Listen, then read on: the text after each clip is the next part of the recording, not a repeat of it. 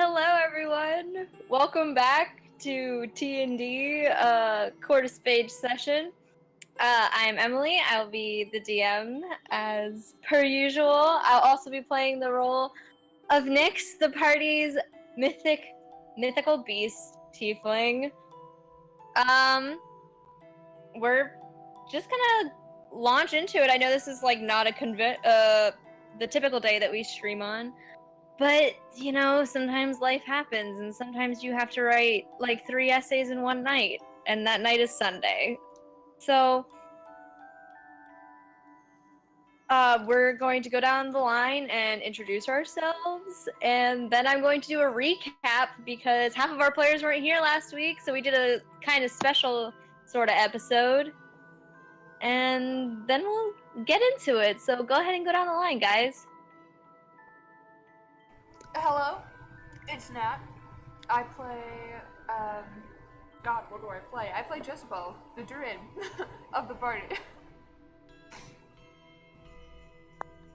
Hi, I'm Liz. I play Marion Marlios, the half-elf wizard. Hey, what's up? It's your boy Daniel playing Peter Longbottom, the halfling bard. I'm Logan, and I'm playing the human cleric, Gunby.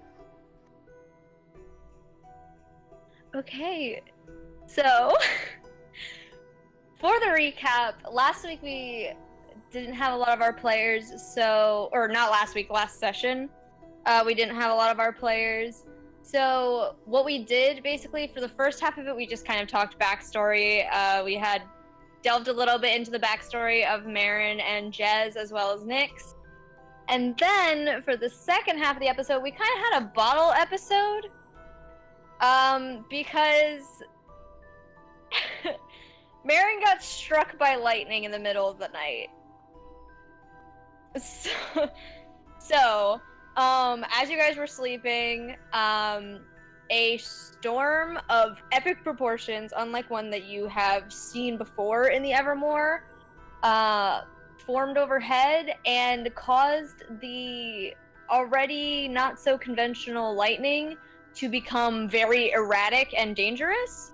And what essentially happened is Marin failed a very important dexterity saving throw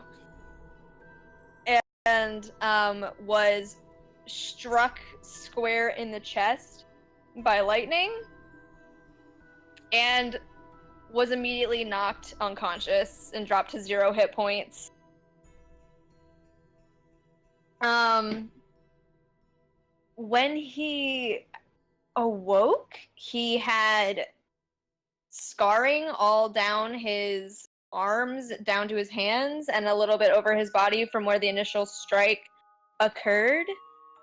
But Jez, local druid with some healing magic, restored most of his health, although he took a point of exhaustion and is not doing too hot physically or kind of mentally. Nyx also kind of I'm not gonna say took the blame, because obviously he doesn't blame himself for Marin getting electrocuted, but he does feel as if he failed to protect Marin, and also that he's very scared for Marin because Marin kind of like Marin couldn't figure out what this letter. So afterwards, while they were recovering, they had breakfast. Jez made everybody breakfast, so you, Peter, and Gumby just kind of sat down and had breakfast with the rest of them. And a bird showed up, and the bird was carrying a letter, and the letter was addressed to Marin from none other than Calliope, the resident performer, one of the resident performers, I guess, of the circus. After sharing the contents of the letter with everyone, Marin deduced that y'all should follow the bird back to the circus because it's like a messenger pigeon type thing. However, after Jez looked over the letter and thought about it for like half a second, Mary realized that the letter, which I will paste in the chat for the players who didn't get to read it, realized that the letter wasn't telling them to follow the bird, but in fact was instructing them to use the looking glass, the goblin glass that you guys have acquired, to look at the map and see it as it should be, because if you recall previously, you've been following a map that has been moving and not actually directing you in any particular direction. So now, looking through the looking glass at the map, there is a solid line that leads directly to a fixed location. Assumedly the location of the circus. So yeah, it was like a magic map that had some kind of illusion magic from preventing you from finding the circus again, and you guys had just been kind of wandering in circles about it. Until last week, or the week before that, I can't remember when Anime Next was already. Oh no, it's been like 3 weeks ago. Yeah, it's been a whole month. It's been like a whole month. Yeah. It's been a while. Yes, it has. I'm happy to be back and playing. So if you guys have any questions, just let me know. Here is the note. I'm gonna post it in Story Refs. There you go. That was the note that Calliope wrote to Marin. And now you guys are making your way through the woods following the accurate map. And that is where we will pick up. So I don't know if any of y'all have any opening statements to make to each other. I don't know if Gunby or Peter, if any of you want to throw in your 2 cents about how shitty Marin looks right now, or how dumb it was to think about following the bird that has now disappeared into the sky. I'm picking on Wiz. I'm sorry. I'm so glad I couldn't make that bird my friend. Let me Oh, tell they you. left.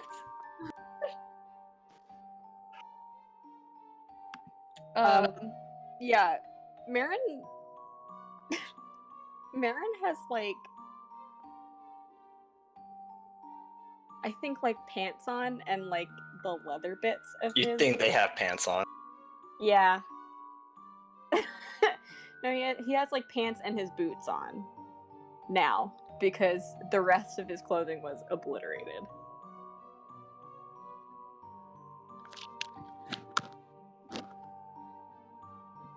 Yeah, Marin got like he spent like how much gold on a new outfit in the last downtime, and now that has been obliterated by lightning. So See, you shouldn't have brought that fancy coat. the coat is intact. It just has a little stitch mark. Oh, damn it! I still blame the coat. Yeah, Nyx would have loved if the coat had been obliterated. Sadly. Unfortunate. Tragic. But if not, you guys can continue. I'll do a little setting the scene. So it's like you judge it to be about early morning, judging on your judging by the fact that your sleep pattern has kind of like given you some semblance of awareness of what time of day it is, because that eternal storm is still happening in the sky, but it's died down now. It's not nearly as bad as it was the night earlier when Marin got electrocuted and astral projected out of his body. So it's still cold as you walk through the forest. In fact, you start to see like little snowflakes drifting down from the sky, and it is very dark, but you get the sense that it's probably around like 8 or 9 in the morning at this point, just from your biological clock. As you guys are making your way through the woods, Marin is currently holding the map and navigating you all. But now that he has a fixed path to be following, it is a much easier endeavor for you guys. You quickly find it's not a beaten path, like it's not a man-made or constructed path, but it's definitely been frequented more often than whatever the hell terrain you were navigating earlier when you were just being sent on a wild goose chase by this map. So you start to recognize, except for Jez, who's never really trekked this path before, because presumably they've never been through the Evermore before if they have any kind of sense in their brain, which they do. So Do they though? I said any kind, like a drop or two. They can kind of. Oh wait, are they illiterate? No. No. No, they're not. But can they? Druid. Yeah, no, they. Shh, dog. They read and write like 3 or 4 different languages. Okay, so they are. I don't know who I'm thinking of that can only write their name. Oh, I know who I'm thinking of. Never mind. It's Different campaign. Different campaign. Also me. Different campaign. It's fine. So Jez would have been able to read the 50,000 warning signs that say "Do not go in here. Walk on the assigned path" as they were entering this continent. So, everyone, as you guys are walking, you guys kind of recognize this area now. You realize that this is definitely the way that you walked through the woods the first time when you were with Jack. It's a little hazy sometimes, and it's not like a familiar area, but especially because Jack was holding the map last time, but you definitely get a more comfortable sense that you are walking in the right direction. So, as you guys kind of navigate, I'm going to... Peter, I need you to make a dexterity saving throw. Sure thing. Dex saving throw. I am proficient in those. Good, you should be as I really hope I can do this. Okay. as a College of Whispers bard. As a bard. Okay. 6 plus 5, 11 plus another 6 because double proficiency. So that's 17. Okay. As you walk, you hear like a rumble of thunder, and a small bolt of lightning leaps down from a tree and tries to shock you, but you easily avoid it, hearing the foretelling roll of thunder, so you dodge out of the way quickly and easily, avoiding that bolt of lightning. Especially after seeing what lightning just did to your friend, you might be a little more fast on your feet about avoiding those bolts. Spooky. Yeah. How much further are we away from the circus now?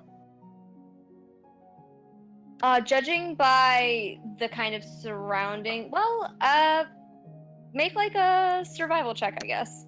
Sure thing.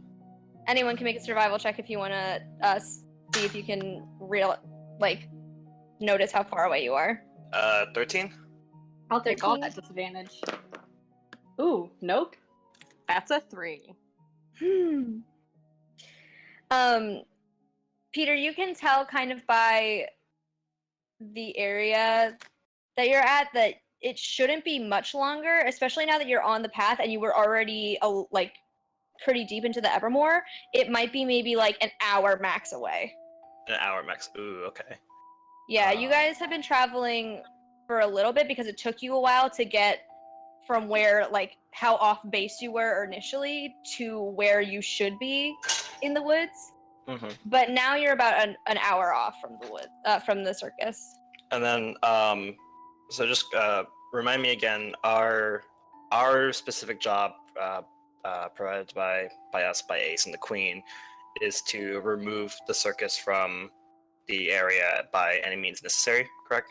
Yes, it's Okay. it's to basically shut it down. We're shutting it down. Yeah, because they aren't authorized in any of the cities to like set up business, so you can't really like ask them, hey, could you just move into city limits, please? But you also don't technically have the rights, like legally, you don't have the rights to be like, hey, you're officially getting shut down. Right now you have like a warrant essentially issued by the Queen for them, like it's like a request basically for them to shut down, but if they refuse it, you are allowed by any means necessary to get them to shut down. Got it. Yeah, and I believe that Marin is, as said by my inventory, Marin is the one holding at least the documents from the Queen. But I remember that there was something else that Ace gave us. Or am I wrong? Or was it just that? I think it was just the map and then the map and the doc. Okay, maybe it was like the warrant Marin documents. didn't originally have the map. Yeah, I think I'm almost positive that's all he gave you was Okay. the warrant. I remember that Marin took one thing and not the other. Yeah. That's probably what I'm thinking of. So Nyx is kind of trailing behind the rest of you, like he's watching your back, but also kind of like Marin's at the front of the pack since he is following the map and leading everyone. So he's kind of noticeably keeping his distance right now. And also he skipped out on breakfast. So every once in a while you hear like a faint grumble.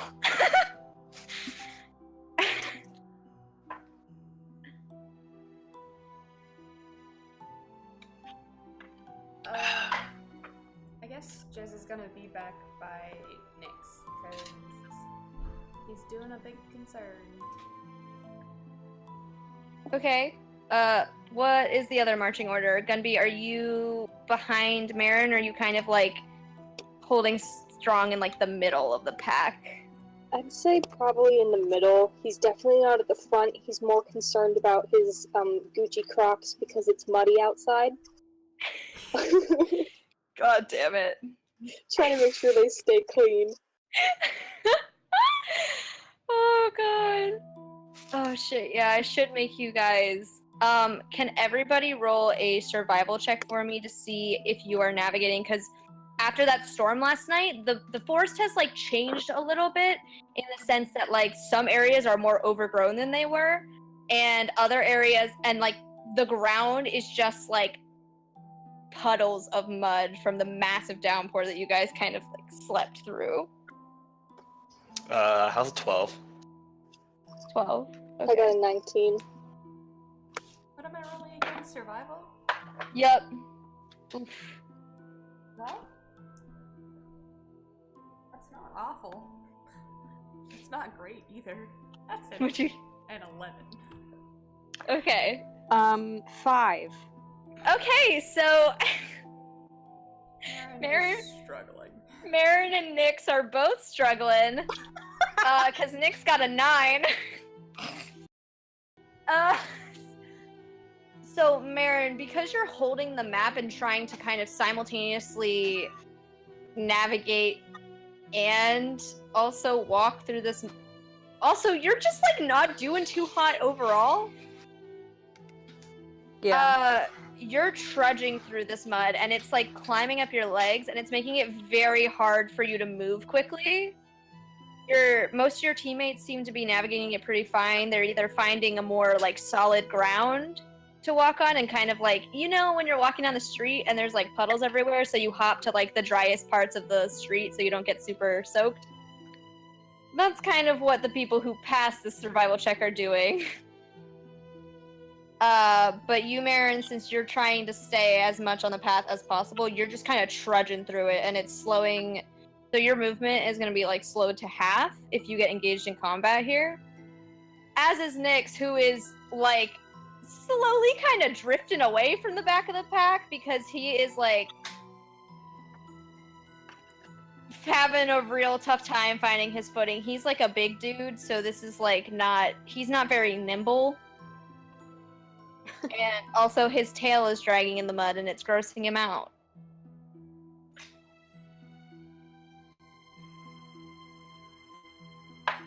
God.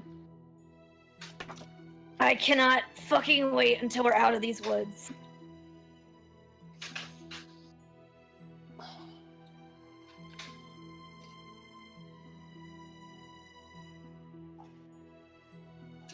Okay. Well, it certainly could be wetter. Maybe if we were, like, in the ocean. You're not wrong. We could be walking in the ocean. And I guess Jez kind of like reaches out and grabs Nix's hand in an attempt to offer extra support, and so he doesn't get lost. Ugh. Thanks. At least there's no ogre in the swamp. It could definitely be worse. I don't know what that's a reference to. I think he's just saying there's no ogres in the swamp, which I guess is a good thing. We're not. Yeah, you know how ogres are. They got a lot of layers. He said, What does that even mean? I think it's just something I picked up from college. Peter, we're not in the swamp. Well, it's muddy like a swamp. Listen, I'm just trying to create chit chat here, guys. All I'm good for is good quips and jokes, alright? This is all that college has provided for me. That was a very bad joke. That's all We're I in a learned. forest. Peter, you're good at other things. Like singing and eavesdropping.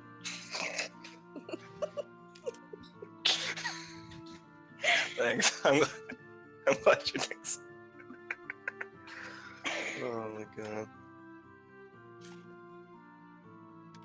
I think that's a pretty good skill to have when you're like a spy, which is kind of what we are. Oh, are we spies? Well, I guess we are spies now. I guess so.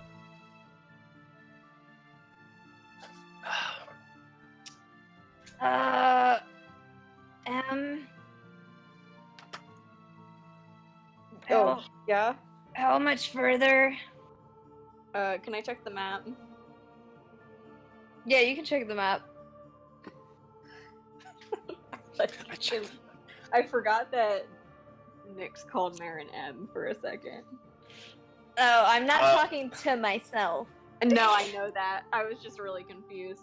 Do I have to like make a check to check the map? Well, Peter knows that you guys are an hour away, but like, if you want to see if you can discern, then you can make well, I guess you can make another, you can make like an investigation check. Alright. No. That's a, Just no. 11. Yeah, you can pretty much discern the same as Peter. Like, you can, judging by your surroundings and the location on the map, plus with the addition of like how long you've been traveling, you can pretty much judge that it's about like an hour out. We lost our horses, right? Yep, they bolted. Yeah, I thought so.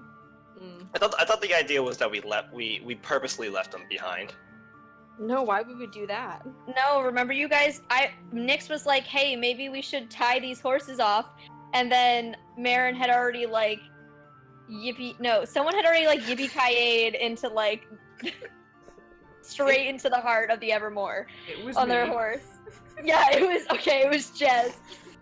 Yeah, they just fucking kicked their horse and like went for it. So, you guys brought the horses with you, and then Nyx got thrown off the back of his and Marin's and got dragged halfway through the forest. So remember that whole conversation about, Jez, are you into bestiality? Yeah, that's when that happened. Oh, right. Now I remember why I forgot about that part. Now I remember why I actively repressed it. Thank you for reminding me. You're welcome. If I have to remember it, you have to remember it. Oh wait, I did. Never mind. I'm not. what? No, No, I did have a joke about that, but I'm not sure. I'm not sure if anyone would be happy with it. Hey, you guys forced me to ask the bestiality question, so now I want to hear this joke. Fine. Is it still bestiality if they shapeshift into the same animal as said animal? Absolutely not. Loki did it. Oh. There's the loophole. I hate it so much. It's not bestiality, it's just same species. A tap's forehead. I hate it. Thanks. I hate it so much. You know what would help? You know what form would help Jez in this muddy situation? A frog. Yeah. A frog. Jez's favorite form is a frog. That's true. But then I wouldn't be able to move very fast. That's true. Frogs are very small. They are. Okay, so, Marin, you gonna answer Chaboy? Well, I got an hour out.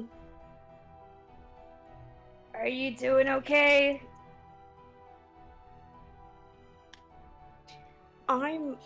Yeah, I'm fine. Yeah, okay.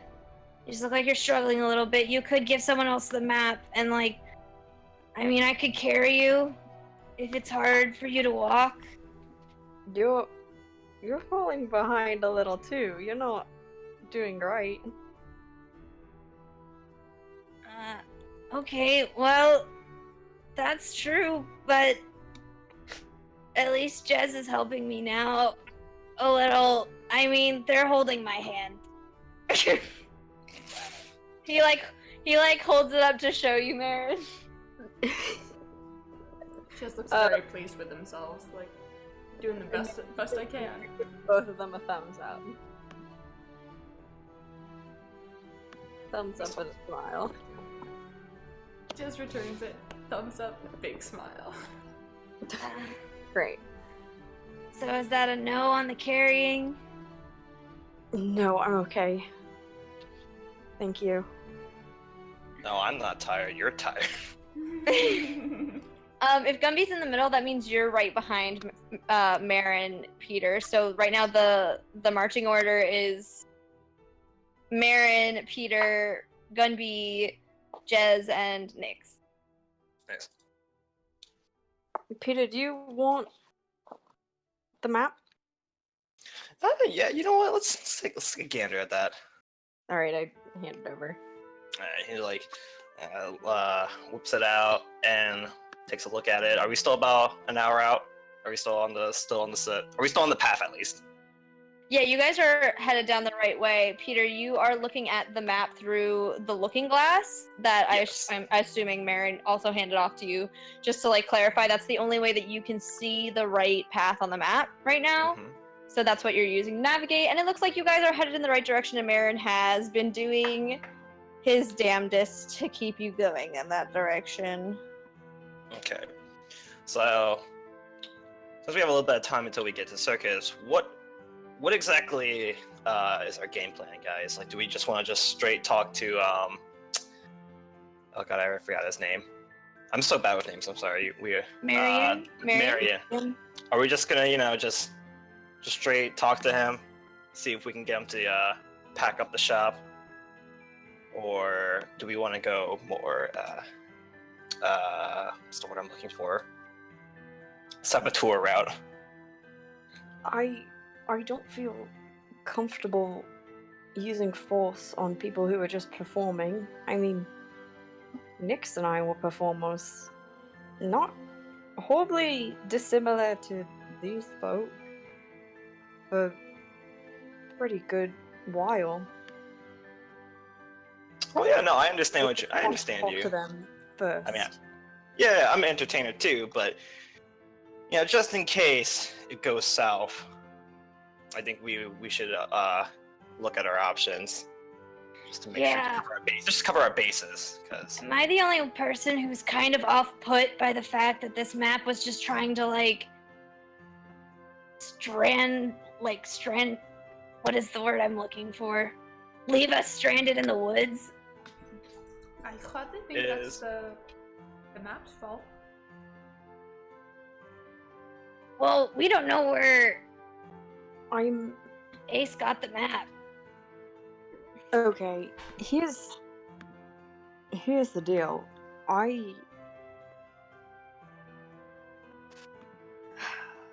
My initial thought was that whatever is going on in the circus was something that the whole circus was a part of. But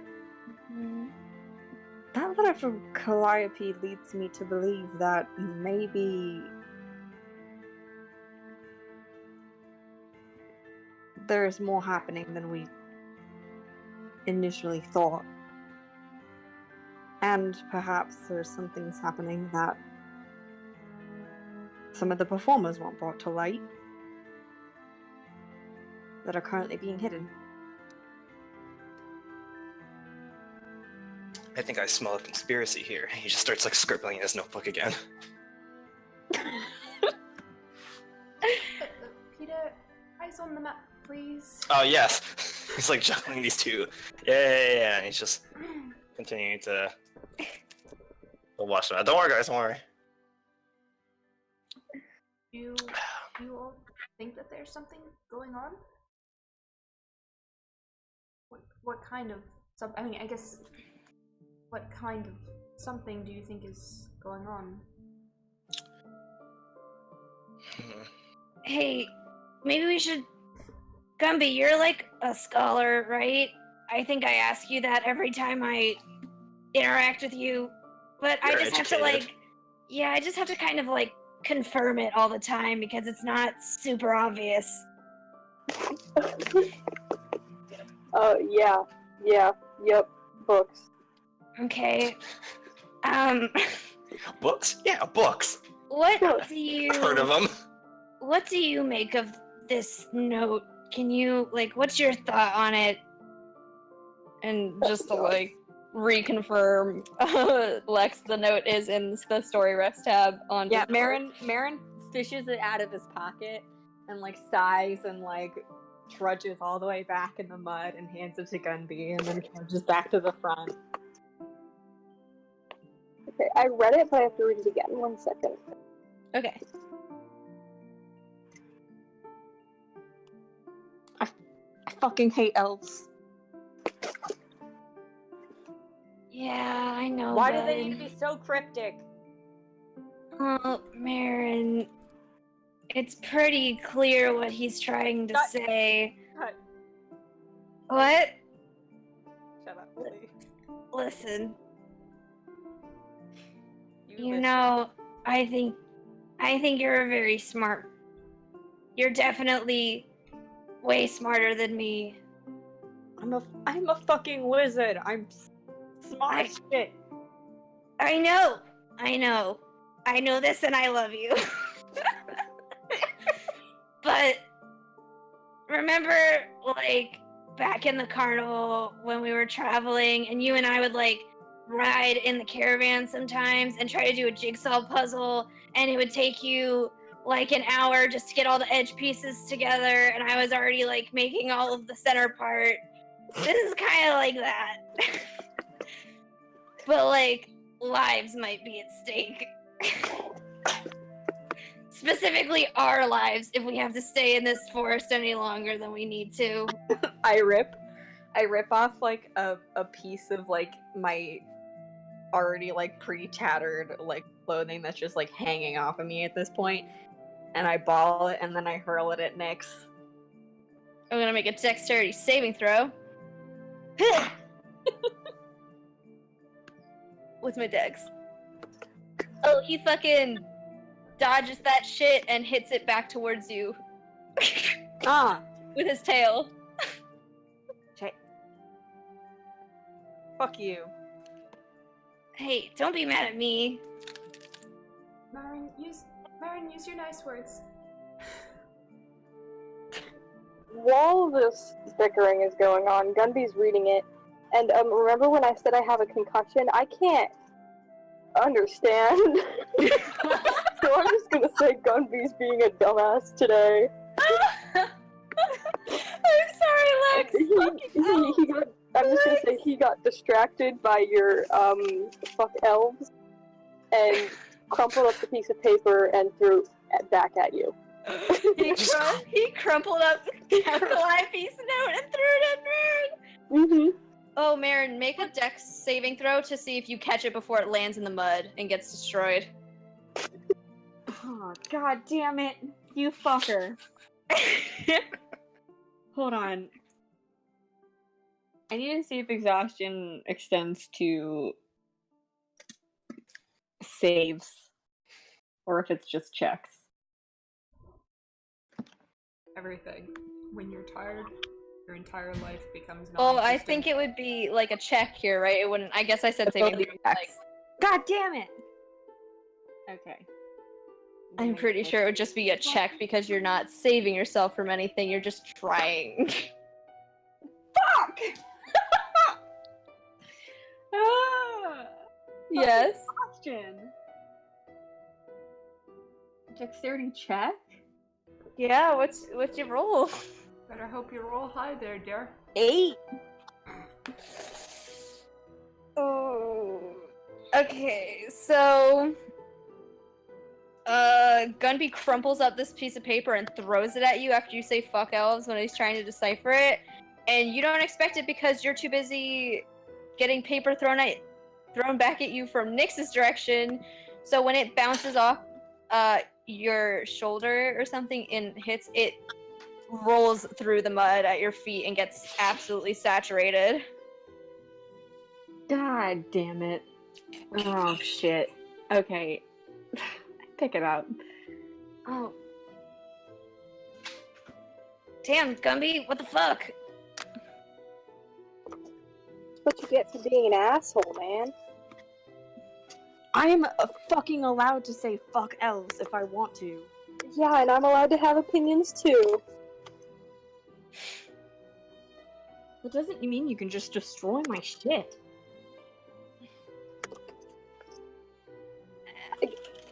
Fair point. Thanks for that for a second, fair point. Fair play. Can I try to use prestidigitation to get the mud out of it?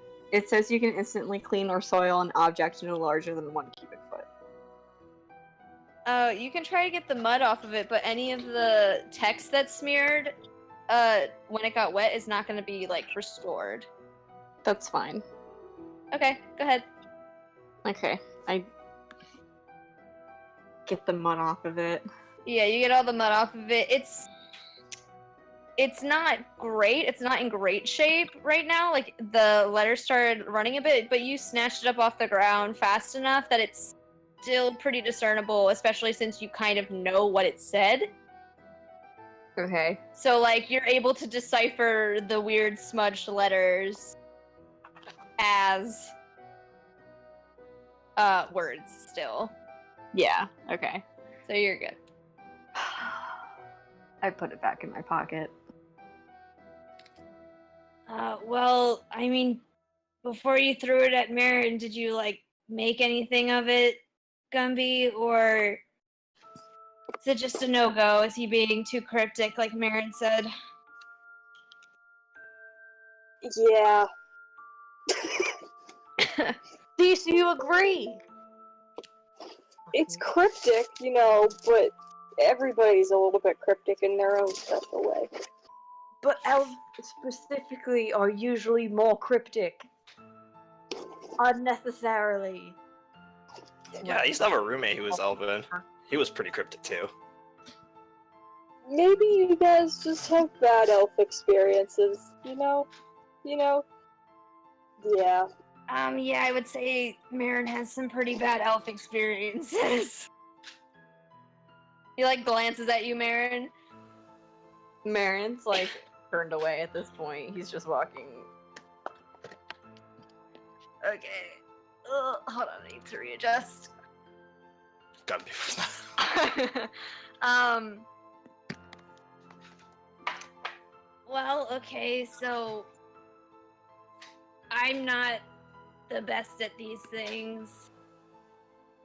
But, like, what I take from it, at least reading it. Hold on, I need to think about it.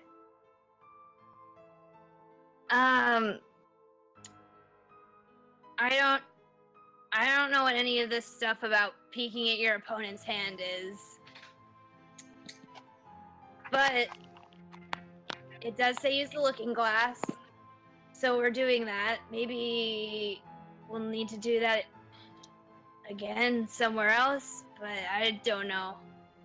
Also, But- he knows about the glass in the first place, and that glass was given to us by a ghost, right?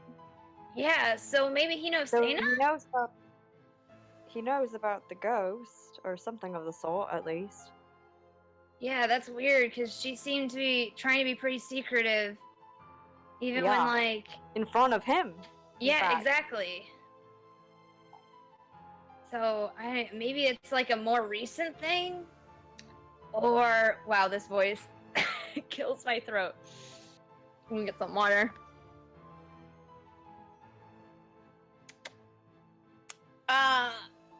Maybe it's a more recent thing, or maybe... like...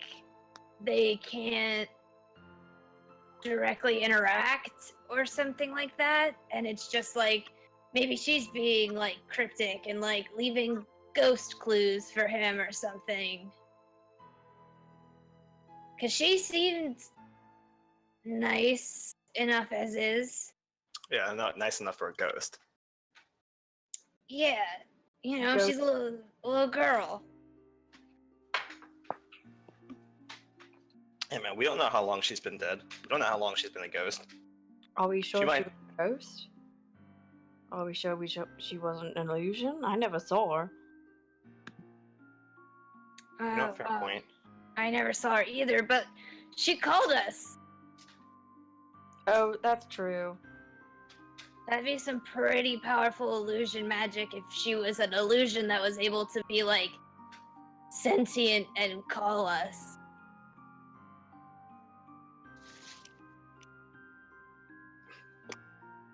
Maybe instead of a ghost, she's a trap soul.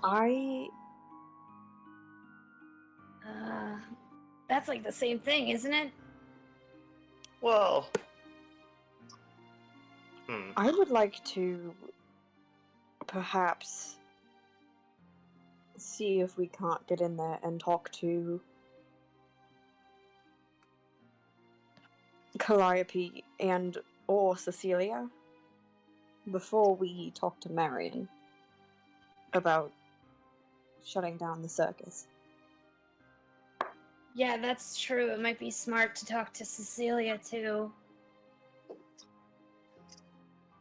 The little blind girl, right? With the very interesting dog, right? Yeah. Yeah. her. I think it'd be a good idea too. Is there any way that they know about the Court of Spades? Because it seems like they're talking about cards when it says, like, you have to cheat and look at your opponent's hand. Oh, yeah, I guess that's like... That is like playing card imagery, so maybe... That's a really good thought, Gumby. Like, maybe he's alluding to the fact that he knows that we're in the court, because, like, you know, Ace does all that shit with his, like, calling card. Perhaps, but peeking at your opponent's hand is usually a pretty common metaphor. Yeah, it could be a coincidence. Yeah.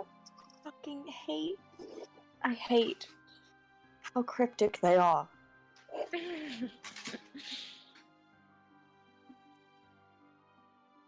Like doing a jigsaw puzzle with your eyes closed. We're very on puzzles today. Well, I don't know a lot of metaphors.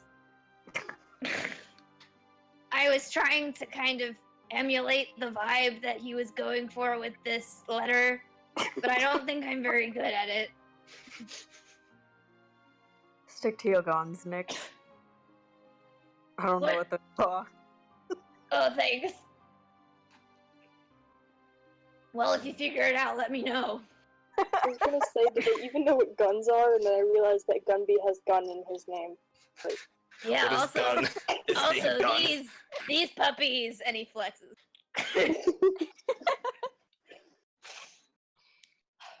It is so hot.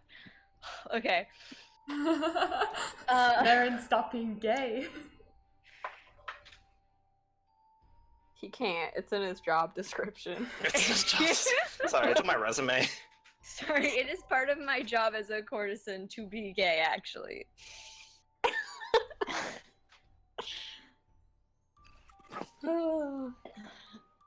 So how much further out are we now at this point? I'm assuming we've just been kept walking this entire time. Yeah. Yeah, so you guys know that you've been walking for about like at least half an hour at this point, so you are very, very close to the proximity of where this circus should be, if that is in fact where the map is leading you. And as you get closer and closer to the area that is pinpointed on the map, you start to feel like kind of like a tension in the air. And it's not the same kind. It's not like what you felt, Marin, before you got struck by lightning. It's not like yeah, no, it's not the same kind of tension that like a storm or like electricity would charge the air with.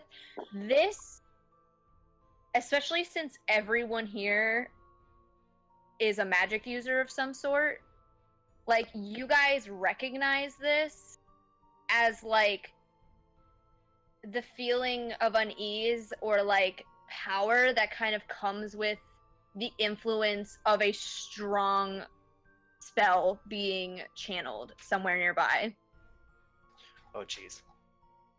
I would like you guys to make a perception check. Oh boy. Everyone make a perception check. You got it. Thanks. Oof. Wow, Nyx. Just bad. Nyx rolled a 8. This is where I remember how I do math. Perception? Yep. Gunby got a 19 again. I got a 21. 17. Yeah. A natural 20. Yay! Fuck yeah. I'm so proud Alright, of you. so Nyx is too busy fucking trying to figure out what he's good at. Trying to figure out what he's good at. He's having an identity crisis because now that he knows he's not good at metaphors, what else is there possibly for him to do in life? And as he does so, you guys like all start to feel like this kind of makes sense because Nyx's connection to magic is not inherent really like most of yours. Like Peter and Marin, you studied magic, and so did like Gunby. You've been kind of gifted magic by your god. Like yours is from a divine source, and Jez, you channel nature magic and stuff like that. But Nyx's connection to magic is a little looser because it more so comes from the beast that he's hosting inside his body. So he has more of a detachment from it. So he doesn't seem to pick up on this as you approach. But as you guys get closer and you start to feel that magical energy that's kind of, it almost feels like it's resisting your approach, you hear a shift in the brush next to you and a low voice go, "Leave now."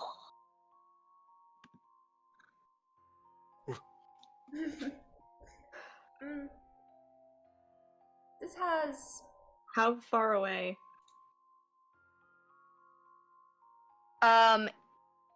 It sounds like it's right next to your ear. Like all of you hear that like right next to you. I guess. Walking. Can we like roll to see if we recognize the voice, or is it definitely? You can roll. You can roll to see if you recognize it. Okay. Okay. Yeah, I got a 17. It is a voice that you've never heard before. Like when Cool. you hear it, it sends like a chill down your spine. Sweet. You said it was coming from a bush? Or we You heard, like, heard shifting? you heard a movement off to like your right in the bush, and you heard this voice. But when the voice spoke, it sounded like it was right in your ear. Oh, okay.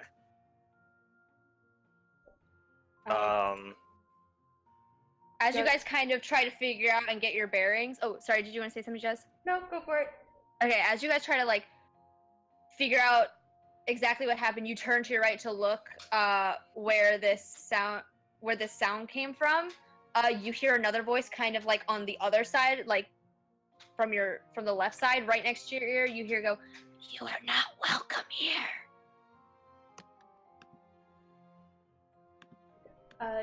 Juz grips Nix's hand a little bit tighter, but looks maybe just a little bit pouty, and it's just like, but I just got here. I haven't been here before. I just keep walking. You're clutching Nix's hand, and he's kind of like, what's happening? And then he starts to hear the voices.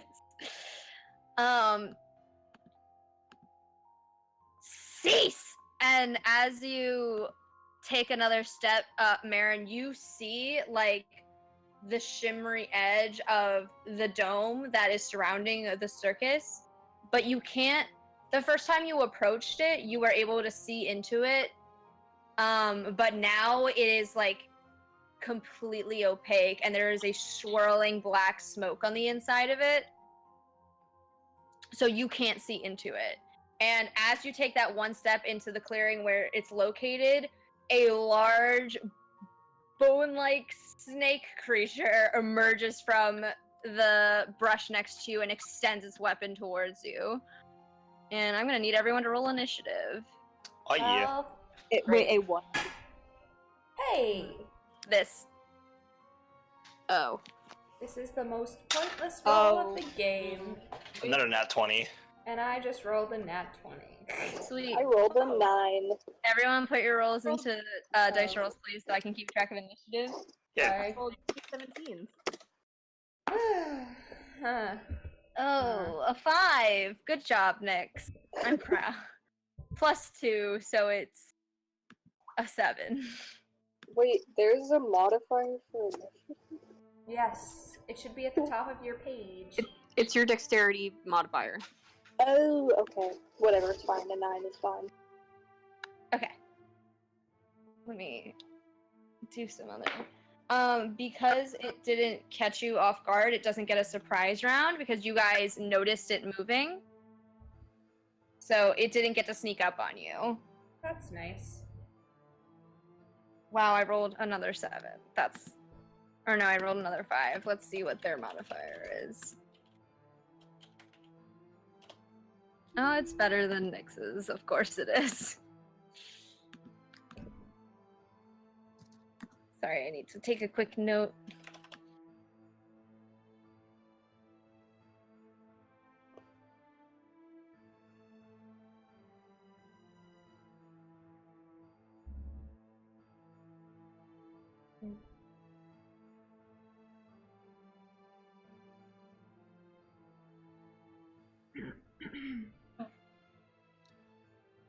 Okay. So let me quickly switch out the music for some battle music.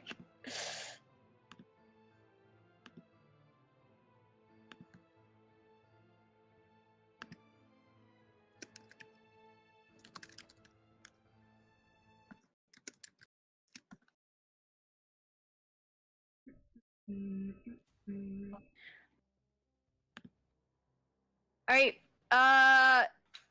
Jazz and Peter, what are your initiative modifiers? Mine's +6. Mine's +2. So whoever's is higher. I didn't. Sorry, I didn't catch Peter's because it broke Oh, up on my. mine was +6. So. Oh, +6. So yeah, Peter, you go first. All right. Let's see.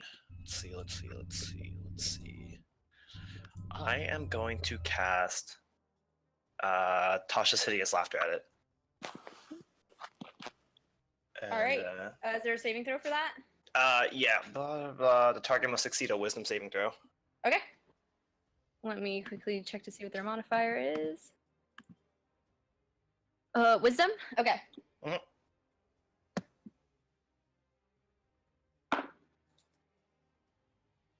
Yeah, it rolled a 21. Oh, all right. So it succeeds. And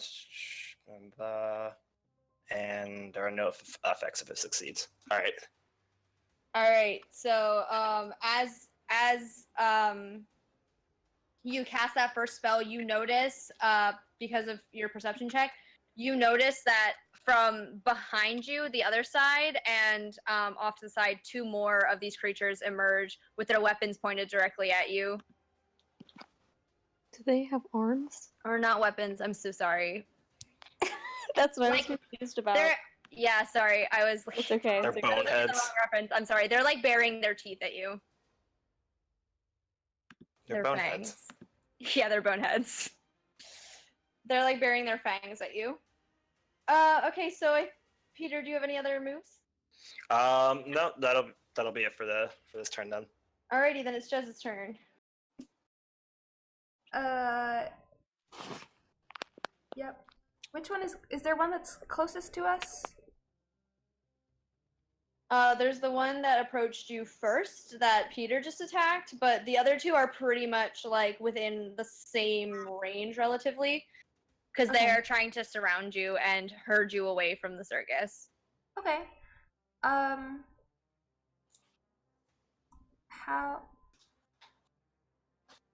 far are they from each other? Trying to decide what spell to use. I would say from the one that's like in front of you, there's about I'm gonna say like 20 feet away from the ones that approached you from the other side. Okay. But those 2 are within 5 feet of each other. Okay. Then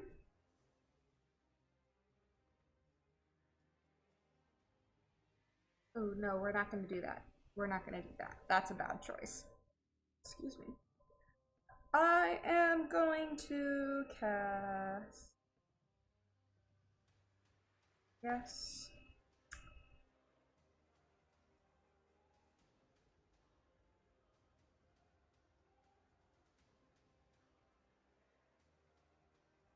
Yeah, I guess I'm just gonna cast Moonbeam on the one that is approached us first.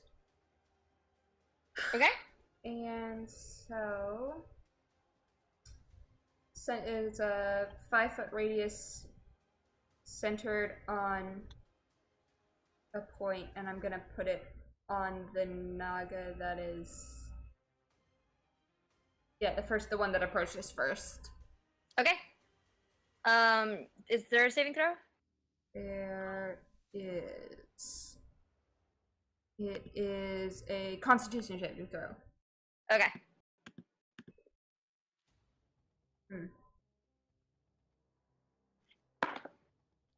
It rolled an 8. That fails, so it's gonna do. I have multiple dice today, so 2d10.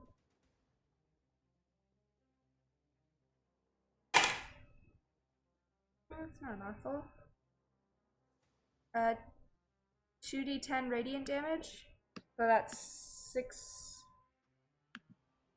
Yeah, 6 points of damage. 6 points of damage. Okay. It was radiant damage, right? Yep. Okay. Let me quickly.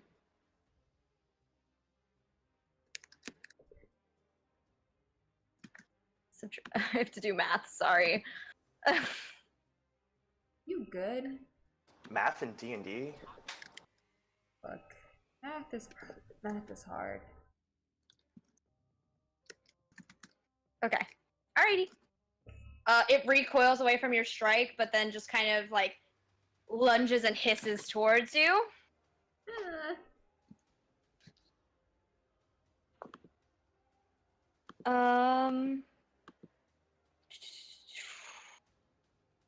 Let me just make sure no one else is. Oh, Marin, you're next. Yep. Okay.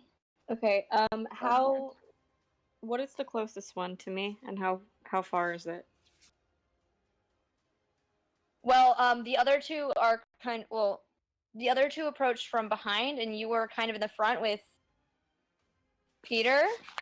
So the one that Jez just attacked is probably the one that's closest to you because it approached you from the front, as well as the fact that you kept walking while the rest of your party kind of like held back when the voices started. Okay. So this is the one that like approached you and told you to like cease. Yeah. Okay. Is it with me? Is it what? Within 15 feet of me? Yes, it's probably about 10 feet in front of you. Okay, then I'm going to run towards it. And as I'm running, I'm gonna say words. And thunder step. About. God, how far do I want to go? I can hear Beebs purring into the mic. Yeah, he's sitting on the lap. I'll go 50 feet away from the other two Nagas. Okay. But the Naga in front of me is going to take 3d10. You have 3d10. What exactly are you like? Can you explain Thunderstep to me? Thunderstep is you teleport yourself into an empty space you can see, but each creature within 10 feet of the space you left must make a Constitution save. Okay, so let me make a Constitution save. Yeah. So I start rolling damage before I save. No. Oh, it's okay because he nat one, so he failed that save. I got some really nice rolls.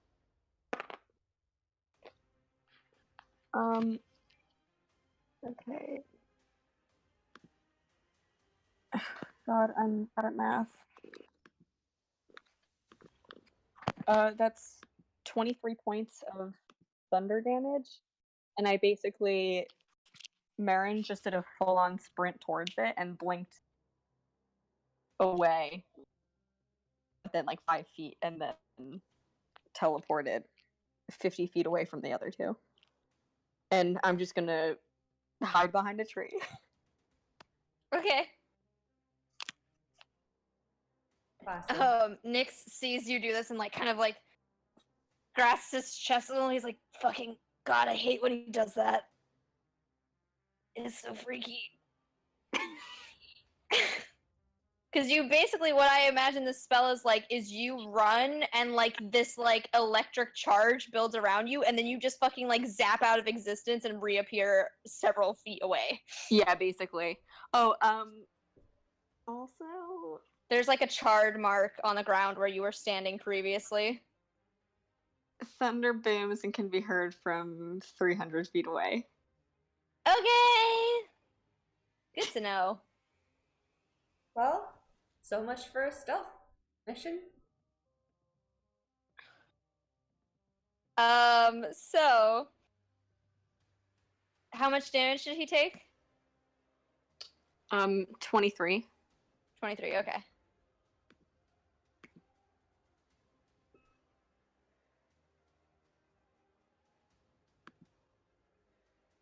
Alrighty. You see the lightning kind of like, as you disappear and reappear, you turn around and you as you peek out from behind the tree that you decide to hide behind, you watch as the lightning from the area that you just left like crawls up this creature's body and like it like trembles as if it's being electrocuted, like it's been tased or something. And then it kind of shakes its body and lets out this horrible screech and looks around to see where you've gone. And it is the other Naga's turn, so.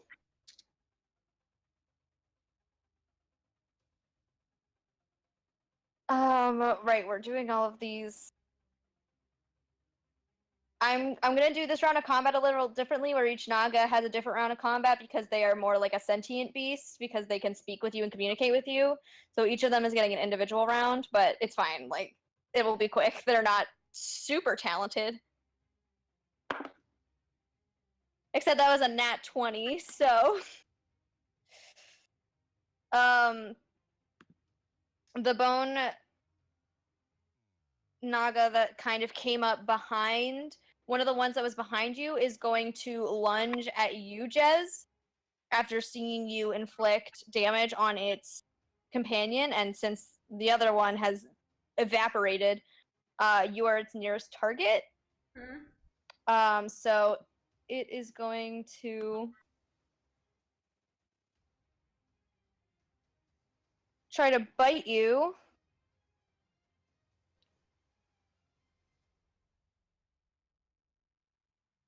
And I'm assuming a nat 20 hits. Absolutely. And it's going to do double damage. So let me quickly roll the dice. For sure. Because it was also like a 25, technically.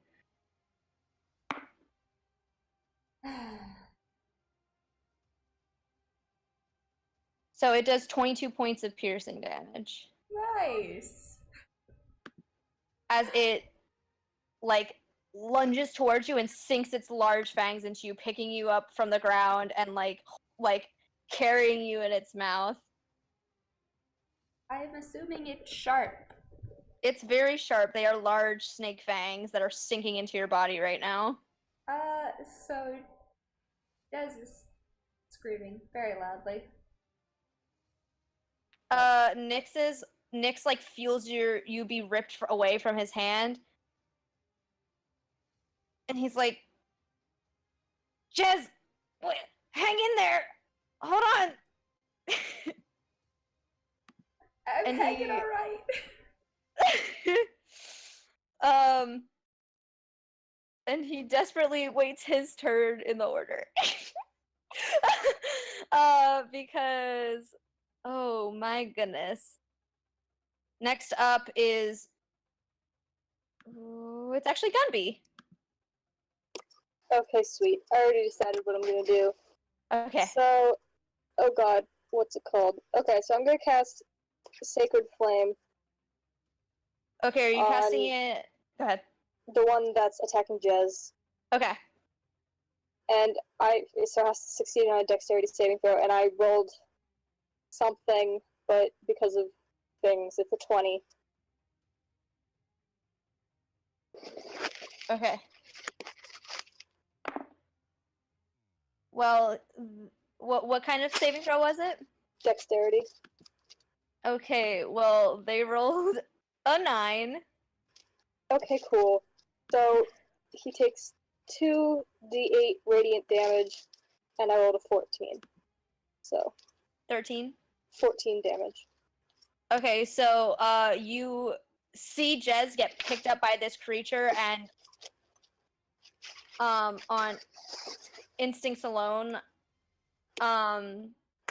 you just kind of like start generating this white, powerful holy flame between your hands and thrust it towards the snake, and it screeches and drops Jez as it kind of recoils away from your strike. And I'm rolling. Yeah. Jez, you hit the ground with a bit of a thud because let me see how big these things are. They're pretty big, I'm pretty sure. Yeah. Yeah, they're large. Large thud. Yeah. Small human, large thud. Let me do math real quick. Okay. Wait, I'm gonna make a quick dex saving throw to see if Nyx can catch you. Because he was already looking at you. Oh, nice. Yeah, he rolled an 18 plus whatever his dex modifier is, and that's a 20, so he sees you falling, Jez, and like lunges forward and catches you in his arms. So that you don't take any fall damage. Oh. Thank you. My hero. He blushes when you say that. He's like, it's no problem. And just like reaches up and pats Nyx's cheek. Probably leaves it a little bit bloody, unfortunately. But he turns even redder, and it's partially from blush and it's partially from the blood on your hands.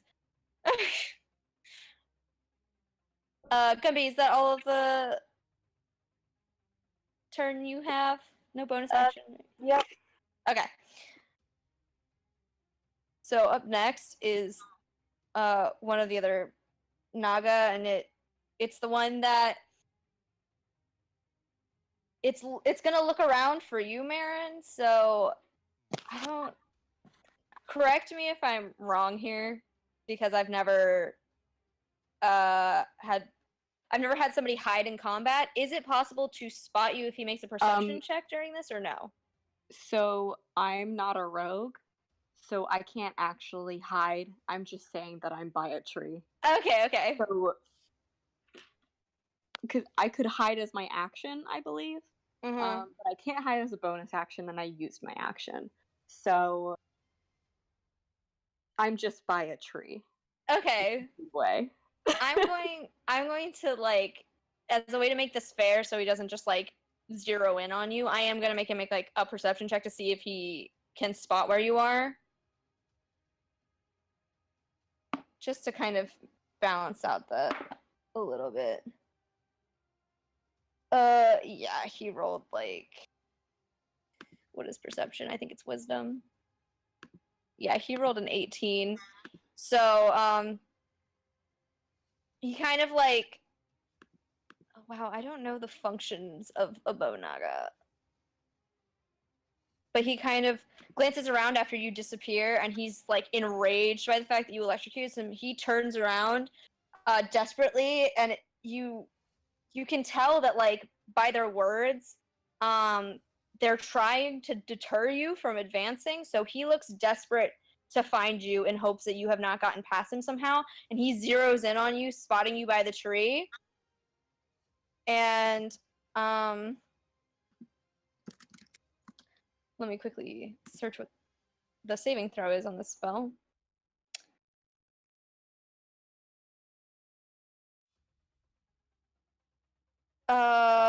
Make a wisdom saving throw. Okay.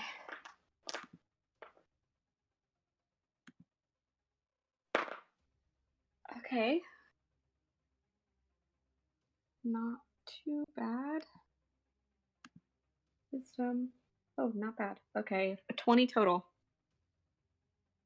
You got 20? 20 total. Okay. You for a second, like, it narrows its gaze kind of at you. It doesn't have eyes, so like it's not like narrowing its eyes, but it kind of like lowers its head and like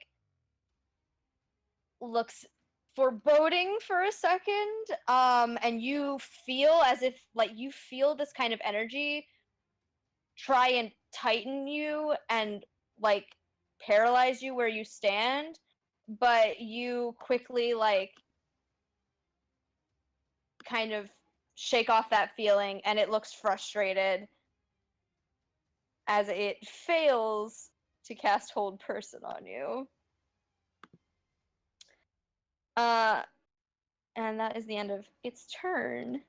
So, what is their dexterity modifier? It is the other Naga's turn before Nyx, because Nyx rolled like garbage. Garbage boy.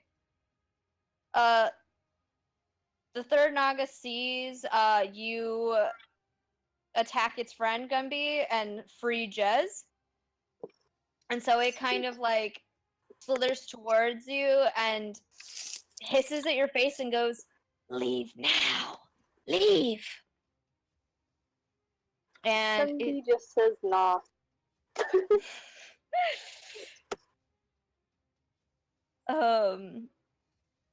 let me see what this spell does.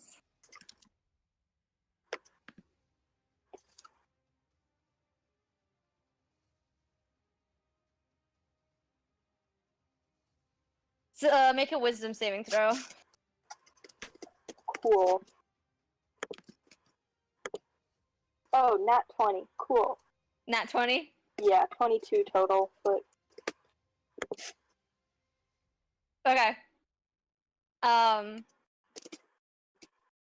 It kind of looks you up and down and tries to discern whether or not you've been affected by what it was attempting to do. And as you kind of say "nah" to its face, it looks frustrated and hisses at your face, looking like it's narrowing in to physically attack you. oh, that's not cool. Nyx, seeing this, is gonna leap into action.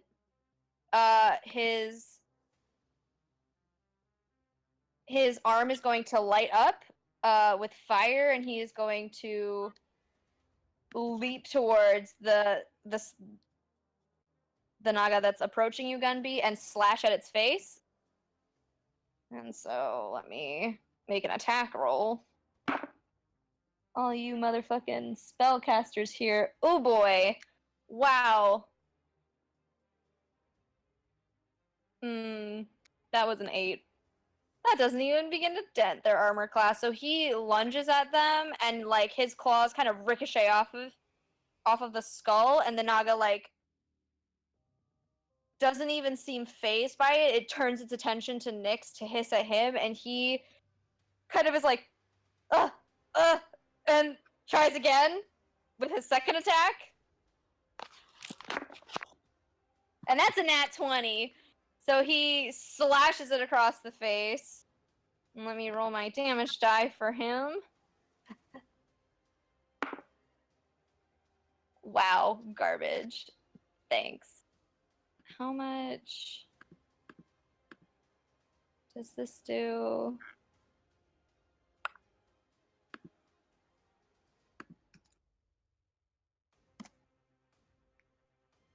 Sorry, I have to figure out how much damage his elemental slash does. A d4, okay.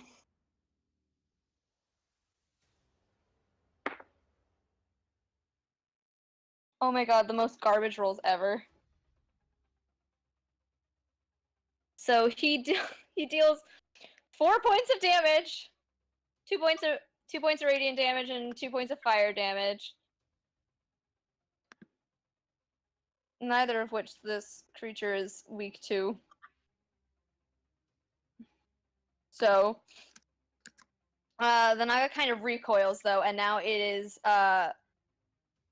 not focused on you anymore, Gunby, and is more focused on fighting and approaching next.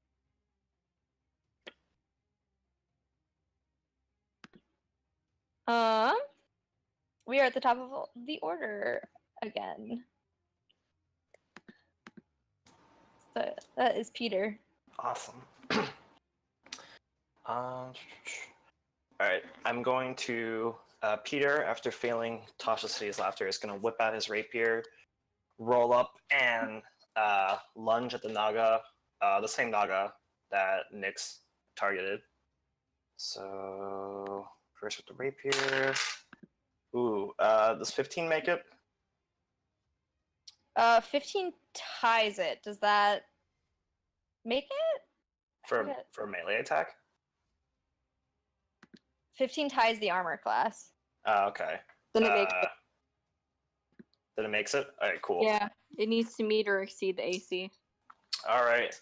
And, okay, so first, the rapier damage, which is, okay, so I gotta roll a lot of damage because I'm also gonna expend a Bardic Inspiration die to use Psychic Blades, which is an additional 3d6 of damage, so I will just tell you the full number once I calculate it all.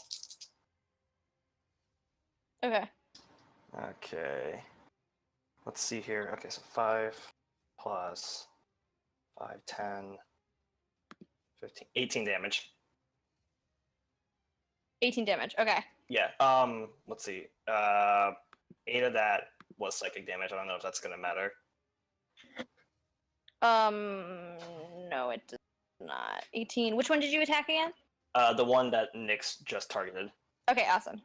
And then as bonus action, gonna spend another bardic inspiration to give that to Nyx, basically saying like, "All right, come on, hot stuff. I know you can do better than that." Okay. Okay. I'm doing my best. Thank you. And But- that should end my turn. All right. Nyx has an additional. What is it? A D6? A D8. Oh, a D8. Sweet. Yeah. Okay. Alrighty. Then it is Jez's turn? Yeah, Jez's turn. Nice. I guess Jez is gonna cast Whole Person. 'Cause I also got that spell. On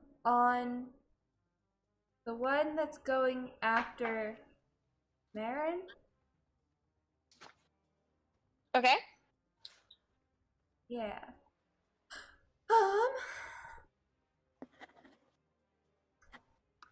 And it has to succeed on a wisdom saving throw. Okay. Go for it. Do it. Here I go. It is so dark, I can't see my dice. Ooh, that is a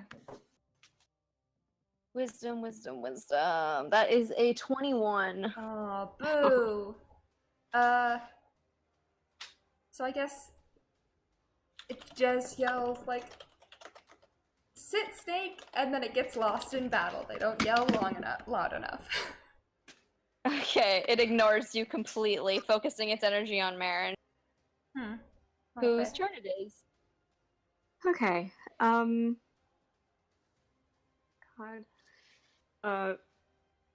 Marin pushes out from the tree and fucking debates over what to do.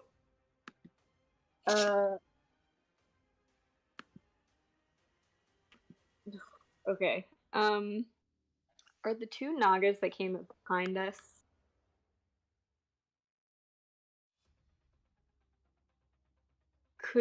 Could I move to put them a little bit in line with one another? The two Nagas behind you? Yeah. Well, how far away did you teleport when you teleported? 50 feet. 50 feet? You are nowhere Yeah. near your party right now. But 50 feet towards 50 feet away from them so that I still have visual, but Yeah.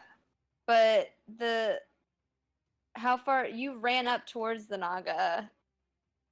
and then blinked 50 feet Yeah. back towards the other two. So I'm kind of like in a little bit of a like a triangle. Oh, okay. So you ran towards it and then teleported backwards. Yeah. Okay. I mean, there's no physical way for you to line up two of these Naga, especially since one of them is attacking Nyx and the other one is attacking Jez? Who just got attacked? No, it's attacking. Okay. Who am I keeping straight? Here, I'm just gonna go for the one that focused on me. And Yeah, I'm one gonna of them cast was Lightning attacking. Bolt. Okay. Saving throw? Yeah, it needs to make a dex saving throw. Technically, any creature in a 100-foot line between me and the Naga has to make a dex saving throw. But if that is anybody, I'm sculpt spelling around them. Okay. I don't think there's anyone because this one was chasing after you specifically. Mm-hmm. And so it kind of like plowed past the rest of the party to try and attack you. Alright. Oof, that wasn't good. Did you say dex saving throw? Yes. 9. Does not save. Oh, okay. God, that is so many d6. Hold on.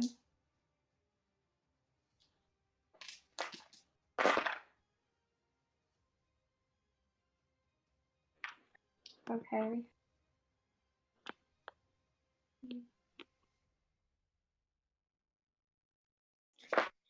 Okay, give me a hot second before you tell me the score, because I won't be able to hear you for like 2 seconds while I go turn on the light.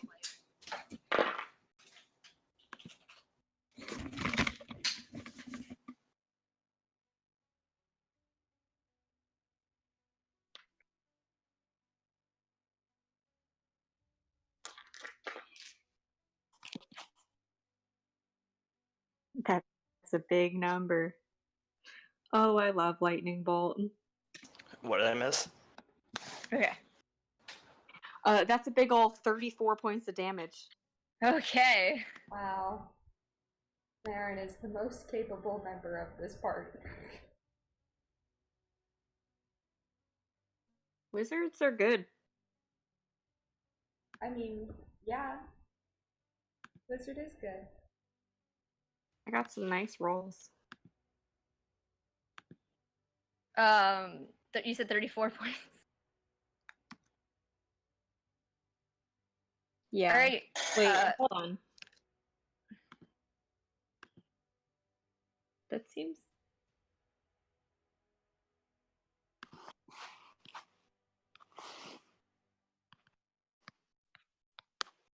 Okay, no, that's on par. I was like, that seems like a lot, but it's 8d6. So no, it's fine. Okay. I was just making sure I didn't miscount.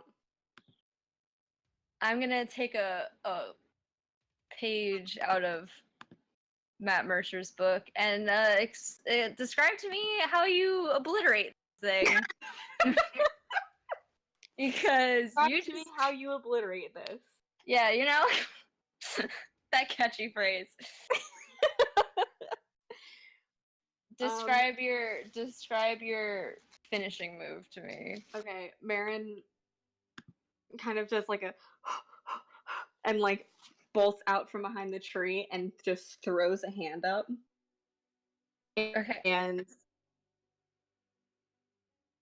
like throws a hand up as he's pulling the components out of his side bag and just releases this huge white and purple lightning bolt that just crushes through it. Okay, as you unleash this massive bolt of lightning, it travels through the Snaga's body and it trembles in front of you, making one last attempt to lunge towards you before turning to ash inches from you.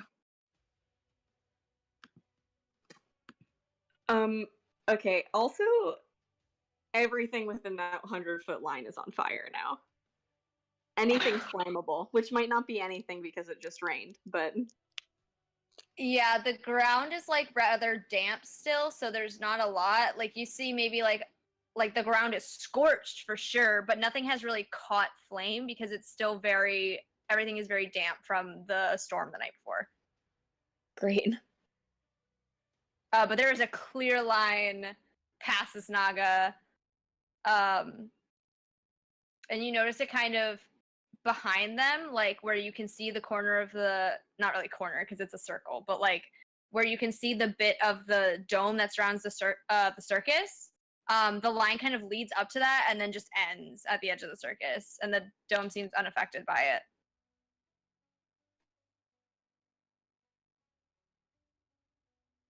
I just step back by the tree. Okay. It is, I believe, Gunby's turn, but let me double check that. Oh no, there is. All right, this Naga that was fighting with Dez. Here. Whoa. Not wow. Whoo! Whoa. Whoa, Jez. Whoa, throwback. Wow. I meant Jez, not Dez. I'm sorry. That's Oh fine. boy, Throwback. my brain is just full of other campaigns.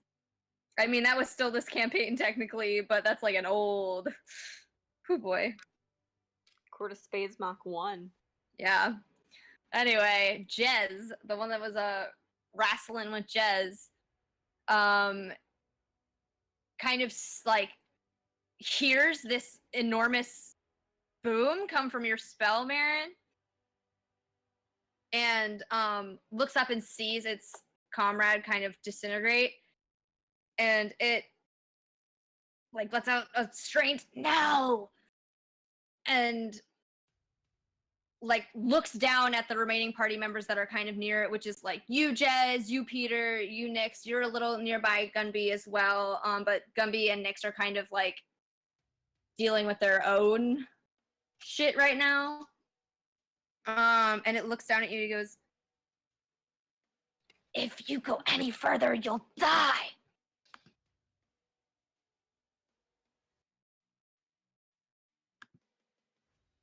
Why?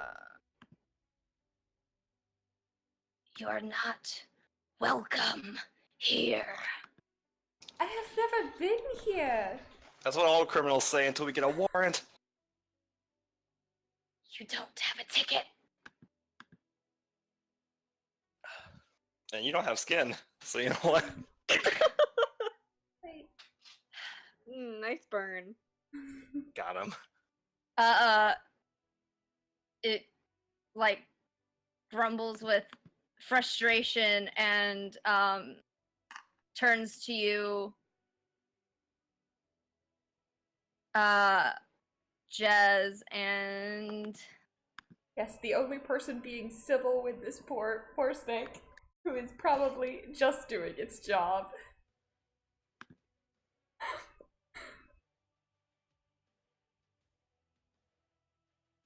I need you to make a wisdom saving throw. Well, fuck it too. Okay. Well, that's not too bad. Alright, hold on. You're about to hear the door open and a dog come in. Wisdom saving throw? Yep. That's a 20. Wow. 7, 9, 10, 11. 22. Okay. That didn't sound like a dog. That's Did not. That's the baby across the hall.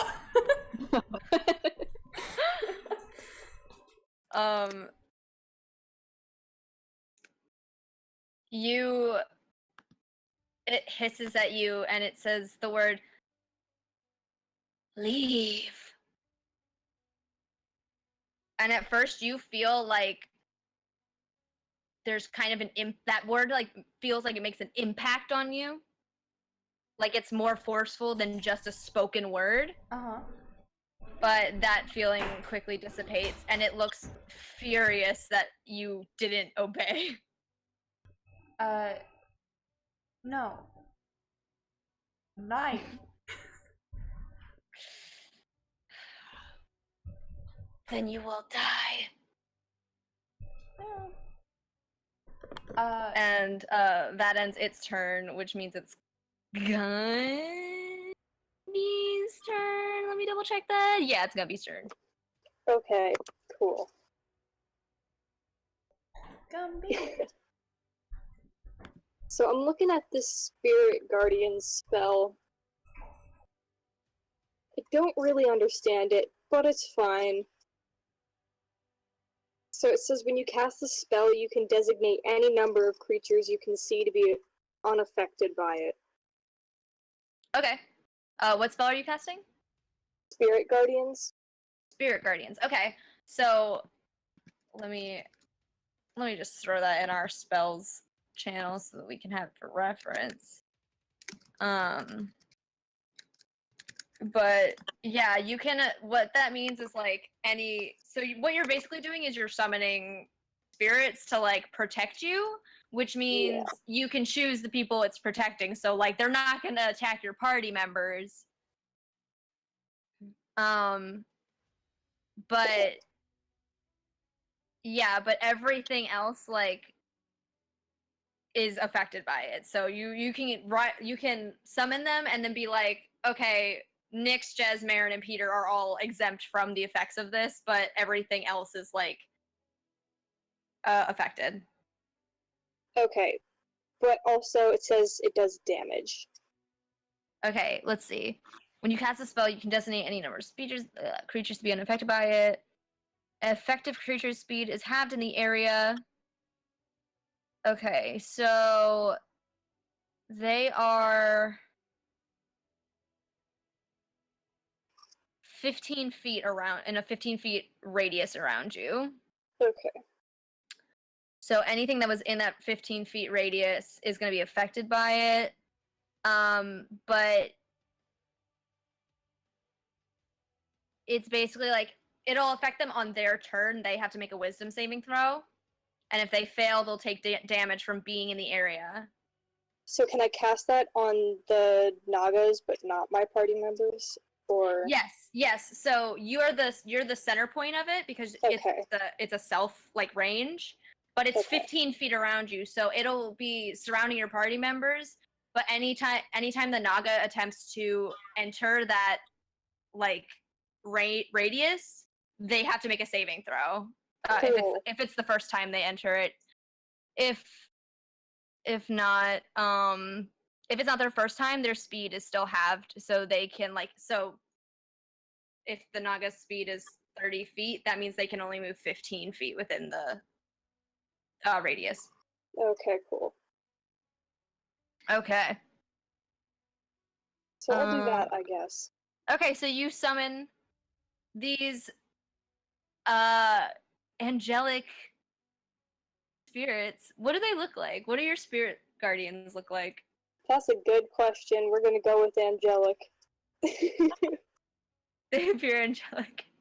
They're little flying crocs. Yes. Oh Perfect. no. I'm sorry, did you say Stop. Crocs? Yes, Maybe. that's exactly what I said. That's not a sentient being. They're angels wearing Gucci. You summon Gucci himself. Yeah, Mhm. you know, Gucci gang, Gucci gang, Gucci gang, Yes. Gucci gang. Who the fuck is the Gucci oh Gucci? That's who you fucking summoned. Yep. Yep. Okay, so the spirit of Gucci oh Gucci. This fucking man. I'm gonna throw that in story references for you guys so you know exactly who's protecting you. That's canon now. I'm so scared. This is This a old beautiful white Oh man. wow. Yeah. God. He's distinguished. And the angelic form of Gucci oh Gucci appears around you. And there is an angelic glow that kind of surrounds you in a 15-foot radius. Okay, that is Gunby's turn. Alright, the next Naga is gonna go.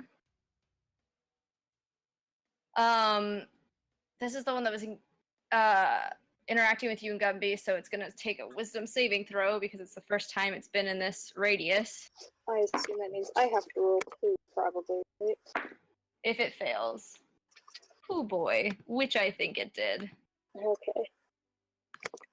Let me just quickly pull up. Yeah, that's a 6. Okay, yeah.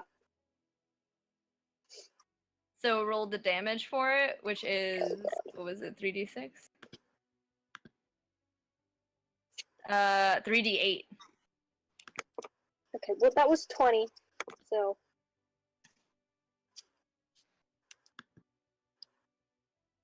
20. yes.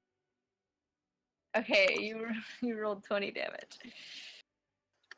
Yeah, that's radiant. Okay, because you're good or neutral. Alrighty, let me quickly jot that down.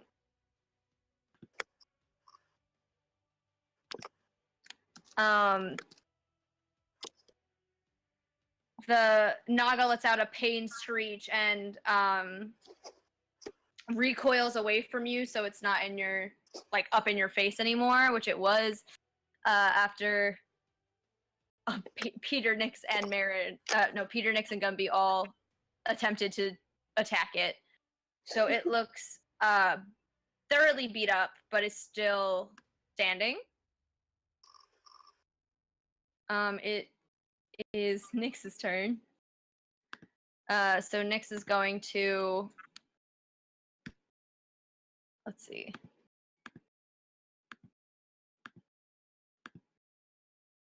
Let's see if I can help Jez.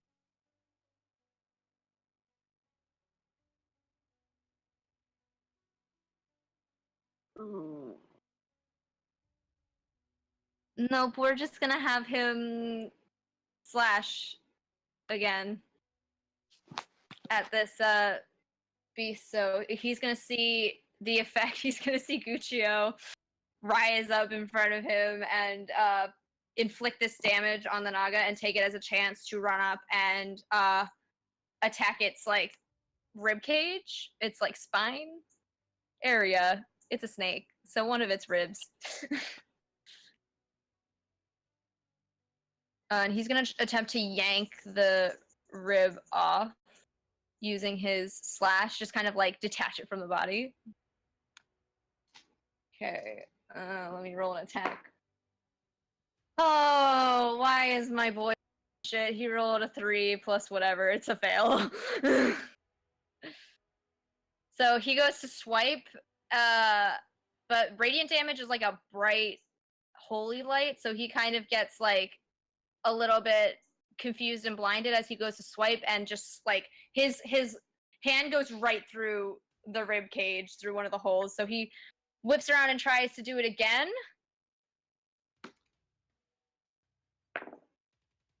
That time he rolled a 12, which is also not enough. So he's just kind of hanging off one of the Naga's ribs now, and then straightens up when he sees Nyx trying to attempt and like pulls him upward. So now Nyx is just kind of dangling from one of the ribs of this Naga. He's like, "Oh God, help, help!" And we're back at the top of the order. So it is Peter's turn again. All right. How many Nagas are still up, or are all three of them still up? 2. Oh, 2. Okay. Yeah, Marin like obliterated one. All right. Well, Peter's gonna go up and lunge his rapier up at that Naga that Nyx is dangling from. Okay. Let's see here. With his rapier, come on. 13 plus. Yeah, okay. 13 plus 8. That's 21. Yes, that hits. Awesome. Okay. And then same thing. Gonna use expended bardic inspiration die to use psychic blades. Total damage is going to be 11 plus 7, another 18. Okay. Yeah, that hits. So yeah, Peter is like, oh geez, and just like swipes at like the ribs, doing 18 damage to the Naga. 18 damage. Okay. All right. Describe exactly how you murder this thing. Oh, I imagine I'm just like somersault it and just like lunge upwards, like right from the bottom through its skull. All So right. just shoop, pokes right through. All right. So you do this cool like almost parkour stunt where you Nyx is yelling help, and you kind of like climb up the ribs of the Naga a little bit and like push off of one and go straight up through its skull, piercing whatever brain may be inside that massive skull, and it lets out a blood curdling shriek as it topples to the ground, taking you and Nyx with it. Nyx is gonna make a quick dexterity saving throw. He's fine. He kind of tumbles off of the Naga, making sure not to land under it as it collapses on the ground. Then since you made the attack, you're able to make a clean like recovery as it falls. Huzzah. And you yank your rapier back out through its skull. This like oozing blood kind of coating it. Ew. And and now it is Jez's turn. There's one Naga left, and it is I think it's the one that tried to attack you. Yeah, it's the one that tried to attack you and was talking to you. I think they've all tried to attack me, but if it's the one that was talking to me, Yeah, it's that one.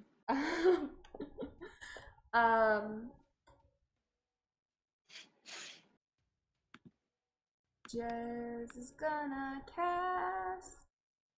Wait, we're not gonna do that. We're gonna do. Alright, let me double check what spells I have left. That's actually probably what I should have started with. I have.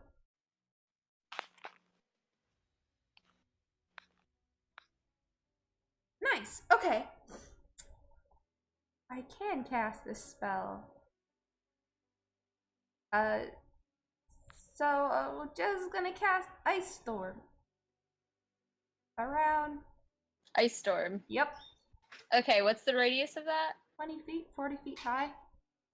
Okay, so I think a couple of Oh. y'all are gonna get caught up in this, right? How many people are getting? Because I know Peter's there. Peter's definitely there. Nyx is next to Peter, so Oh, Nyx is never also mind. there. Never mind. I was just gonna sacrifice Peter, but it's never mind. Look. Sure, bully the halfling. Nope, that's also 20 by 40. We're not gonna do that. You just have a lot of big radius spells. I do.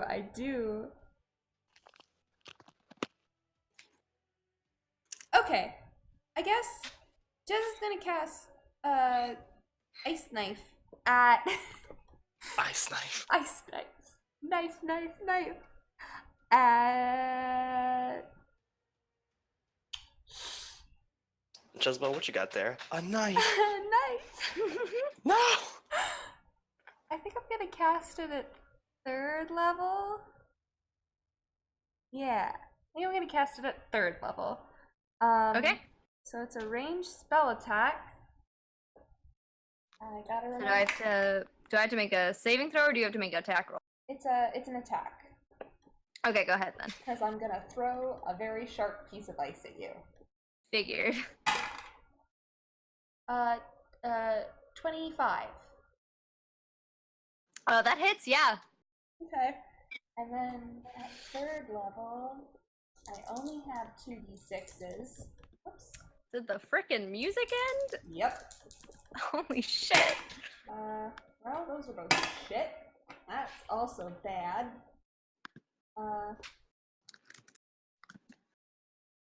Wait, hit or miss the shard?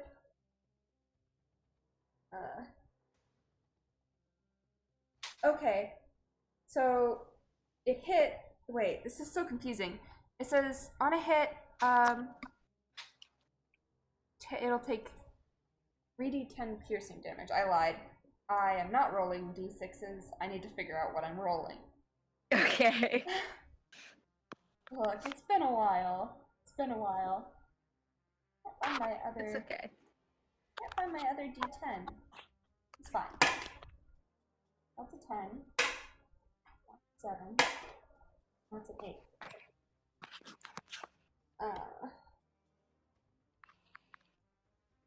17 plus 8 is. I don't know how to do math. It's 25 piercing damage. And I need a dexterity saving throw from you. A dexterity saving throw. Okay. Yes, to determine if there's any cold damage. 12. That does not succeed. My spell save is a 14. So 7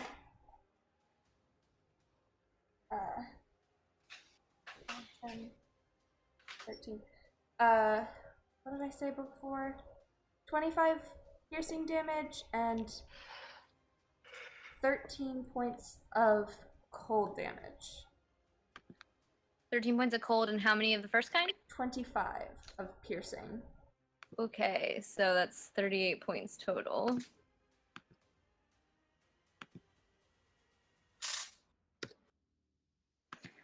Okay.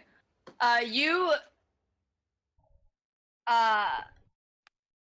like after this, Naga kind of mutters and looks off to watch the rest of your party fight and condemns you to apparently death.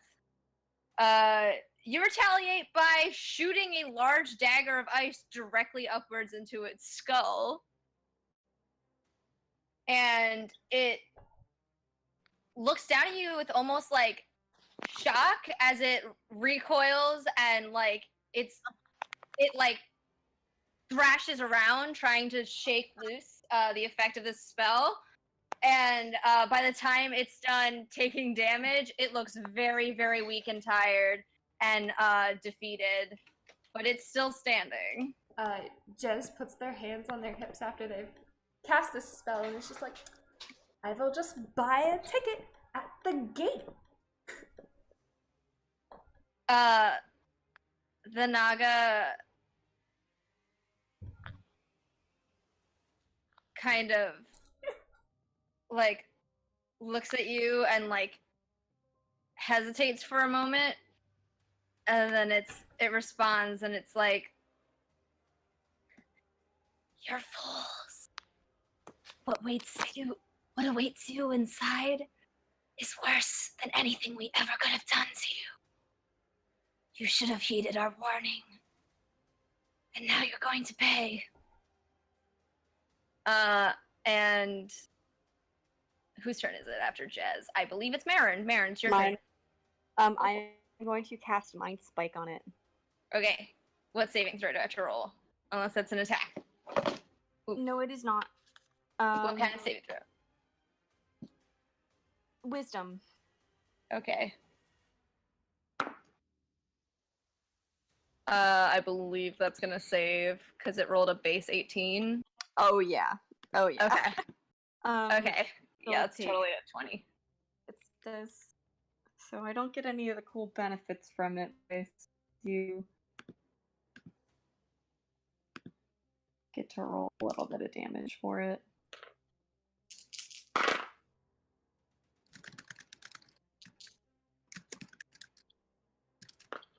Ooh. Okay. Nice. 14. So 17.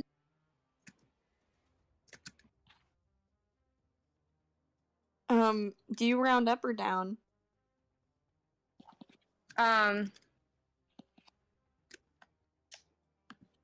It'd be 9 or 8. It was would 17 be. points of damage, so. It's the higher, so it's 9. Okay. Cool, then 9 points of damage. It's not much, but. But it's enough. So. Really? Yeah.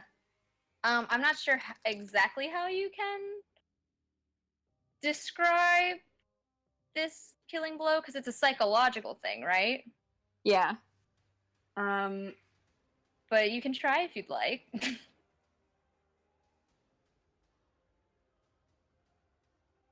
Ooh, okay. I think Marin pulls back from behind the tree again. And just reaches both of his hands out. Because the component is only somatic, and just crushes his hands inward as the skull breaks in on itself. Okay. The Naga lets out a pained screech and topples underneath you, going limp and lying wasted on the ground. And you are now out of combat. Give me 2 seconds because I need to do something real quick.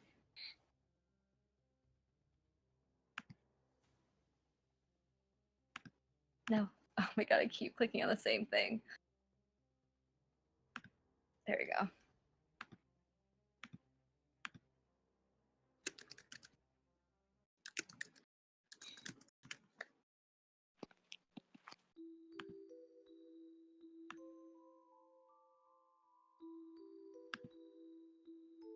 Okay. me just turn this down. There we go. Okay, so you guys wipe out these Naga, and they're the first one, which was burnt to a crisp so much that it just turned to dust, but so it's not there anymore. But you're standing beside these two large bone corpses of these creatures. Can I collect anything from these? If you'd like to try to harvest like a rib or something, or maybe one of the spinal units, you can try. You can take one or two. Okay. They're gonna be pretty massive. Oh. Let me quickly see how large a large creature is in D&D. Like how many feet it would be. Wouldn't it be so cool if I just took a rib and used it as like a bow staff or something like that? That would be very cool. A large creature is typically 8 feet to 16 feet. That's pretty big. So yeah, that's pretty large. I don't know. Like, yeah, it would be like, it's not something that you put in your backpack. Unless you like chipped off a piece of bone instead of taking the entire bone. Can I see if I can like wiggle a tooth out? Yeah. You can. Okay. That Just might be make a little like bit more reasonable. Just make like a strength check. Oh. Back to those checks. Mm-hmm. Sucks to be you, doesn't it? Not bad. Hold on. Do any of us here have like decent strength? 10. No. No. Awesome. I'm glad we're all weak sauce here. Actually, Marin, you're not able to yank like one of the fangs out, you're able to kind of pry out one of the smaller teeth. Cool. So it's about the size of like not like the shark teeth you find on a necklace, but maybe like if you really wanted to, you could probably attach like a small handle to it, and it would be like those daggers, you know, that are like the shape of, you know what I'm talking about? Yes. They're like small palm-sized daggers almost. The ones you hold Yeah. between your knuckles and stab things with. Yeah. Yeah. Like Those the are one- cool. Like the ones Obi used in Snow White with the red hair. Oh, I just knocked my headphones out. What did you say? Sure. Yeah, you know what I'm talking about? Yeah, I know what you're talking about. Okay, yeah. It's like the size of one of those. Yeah, it's a little bit more like throwing knife size, not like Yeah, exactly. size. It's not a fang. Yeah. Okay. I just pocket it. Okay. Jez, do you want to try as well? Sure. Okay, make a strength check. Okay. Are you trying to get a tooth or are you trying to get a rib? No, I'm not gonna try and get a rib. That sounds like a bad choice. Okay. It's gotta like taper towards the end, right? So there might be a couple of like small spinal bones. Yeah, there might. Okay. I mean, yeah, there is. There's like, it gets narrow at its tail, so they have like more reasonable sized bones. Okay. I'd like to get one of those. Okay. I rolled a 10. Okay. Yeah, you managed to pry one loose. It doesn't come off completely clean. You kind of snap it off at the base.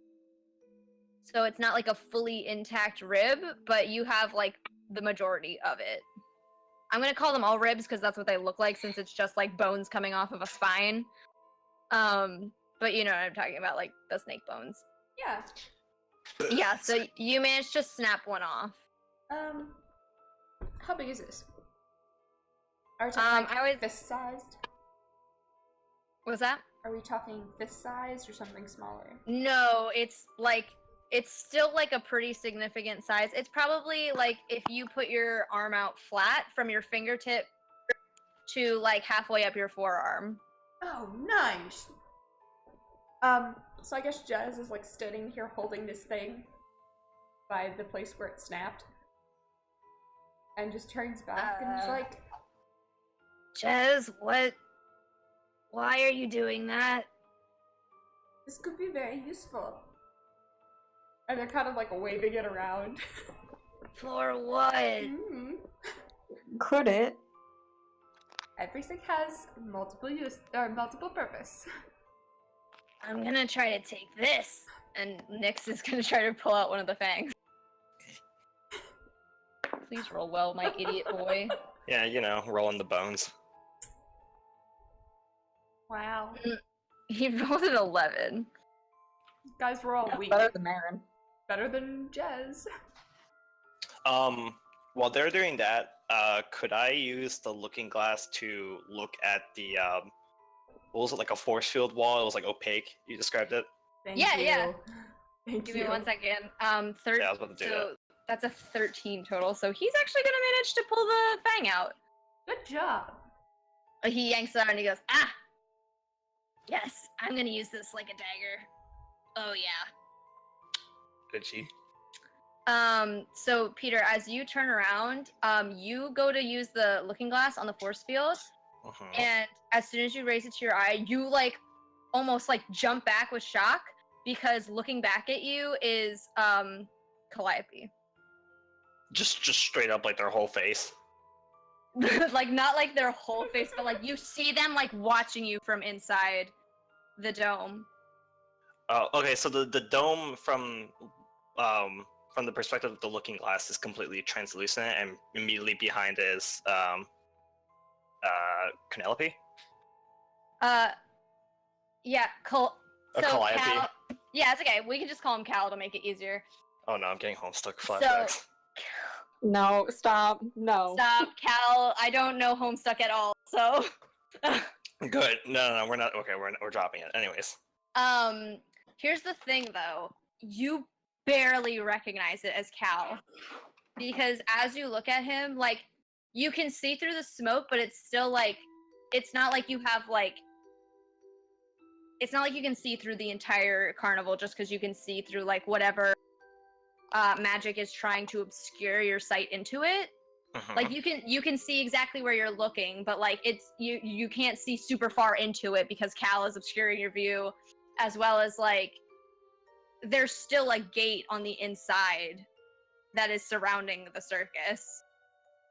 It's just now being enveloped in this dome. So as you stare through this, you see Cal like waiting for you outside right at the edge of the dome. He's standing there staring at you, and you see him, and it's his face.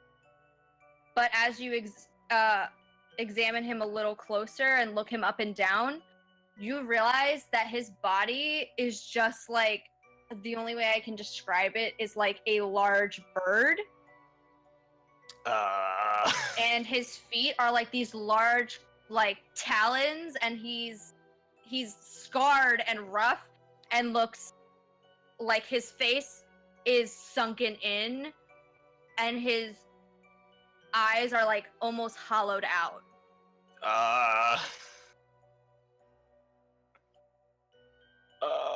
He like runs over to Jezebel and like, you need to just hands him the mirror, just like forcing it into her hands. Yeah. I guess they like hold it up and look at Peter. They actually have not touched this thing yet, so congratulations. You just Jez, when you look at Peter through this thing, you see a halfling where Peter is standing, but it vaguely represents Peter, but he has like, he looks like he's just gone out of a horrible fight, and he looks old and weathered and like ugly. It's not the Peter that you typically like know and well. He's actually almost like off-putting and scary from how distorted his face becomes when you look at him through this glass. Peter, you have gotten ugly. Wow, Jez, that's a little rude. And they put it down, and then they're like, oh, never mind. You do know what that thing does, right? No, I didn't look at it earlier. Oh, right. Jeez. You guys, Forgot about that. you guys were having fun with it. I figured I would let you have your fun with it. I'll play Jen, with it Wouldn't now. call it fun. Yeah, what Marin said, it's really not a fun thing to have. It basically makes like everything look awful if it's a good thing, and if it's a bad thing, it makes it look good. Well, not. Has a lot to do with perception too. Yeah, that is true. It's not just bad is good and good is bad. Yeah. But we've made the map work. Hmm. What are you all in a huff about? There's, Peter? well, there was something on the other side of. Wait, you were the one with the letter, right? That was your Yeah. letter, right? Yeah. Okay. He takes the mirror back and hands it to you, Marin. I mixed it up. I thought it was Jezebel that got the letter, not Marin. My apologies. All right. Well, Jez had an experience, so it's fine. Yeah, an experience. All right. He hands the mirror back to Marin and just points the direction he was looking at initially. Okay. Marin kind of gives you a look and then raises the mirror. Marin, you see the exact same thing as Peter. You're staring at the face of Cal, but his eyes are like white, but the sockets are like deep and hollowed out, and his face like looks aged and old, and his whole body is like that of a bird, with big hooked taloned feet. Okay, I put the mirror down. And pause for a second. How far are we away from the barrier? Like, how far away is he? You're probably about 25 feet away. Okay. And he's like, does he seem to be like right at the edge of the barrier? Yeah, he's waiting outside the entrance for you guys. Okay. I look back to everybody else and kind of like wave them forward, and I just walk up. To the barrier? Yeah. Okay. What's going on? Can I try to stick my hand through? You can, yeah. Alright. I try to stick my hand through. Like right where Cal was. I'm aiming to like kind of hit him in the chest if I can. To see if I can pass through or not. Okay. Give me 1 second.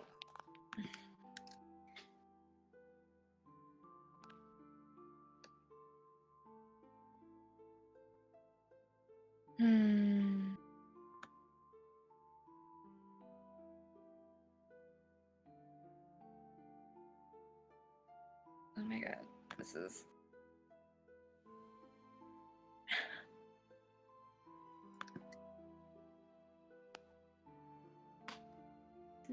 Oh, it's so annoying that there are several...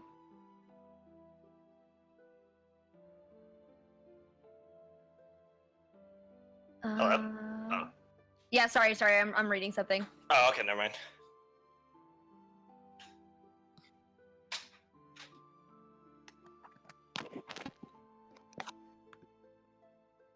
Okay, make a Constitution saving throw. Ooh, okay, fun. Which one do I want to use? Okay. One. Oh, okay. What is my modifier? Nothing. Great. 18. Okay, well, you saved, so don't worry. But you stick your hand towards the shield, and you're stopped, and you start to feel like the shield underneath you like heat up as if it's trying to like burn you, and but you retract your hand, like it's like touching a hot stove, so you retract it so quickly that you don't take any damage from it. And you hear faintly from the other side, like it's muffled, and it almost sounds like distorted, as if he's talking to you through like like he's underwater. But you hear Cal yell, "No! Wait." And you're not looking at him anymore, so you can't see him. When I hear him say that, and I pull my hand down and pull the glass back up. Okay, you're looking at him, you're looking at this form of him, and he reaches into his bag. He's like rummaging through a pouch that's next to him, and he shows you, as he produces them, he shows you that he has 5 tickets in his hand. And he approaches and pushes them through the shield towards you, and they pass through easily. Okay, I take the tickets. Yeah, I also take one ticket. I'm assuming we all take an Yeah, individual ticket. Yeah, I grab the tickets and pass them immediately out to everybody. Okay. You hear his like muffled voice say, "Come forward." Okay. Well, you heard the bird. I walk through. As do I. All right, all of you manage to pass easily through the shield. And Marin, now as you approach the circus, you can't see into it too far because, like, from where the entrance is, like, the way that the circus is set up, as like a little refresher from the last time, is there's a gate and then there's a ticket booth right in the front of the gate, and you have to pass through the ticket booth, and then you're like entering the circus from the outside of the circle. So the first thing you can actually see in the circus are like concession stands. So as you enter this, Marin, you're seeing it for the first time through the looking glass, and it's saturated in color, but you notice that like there is this dark energy that is kind of drifting in the air. Like everyone else who's not looking through the looking glass right now, you see like the black and white version of the circus, and you see Cal as he would be as you met him, also in full black and white. But Marin, you're seeing, yeah. I'm gonna need a reminder what he's looked like because I have What Cal looks like. Yeah, certainly. I'll drop it in story reps real quick. Thank you.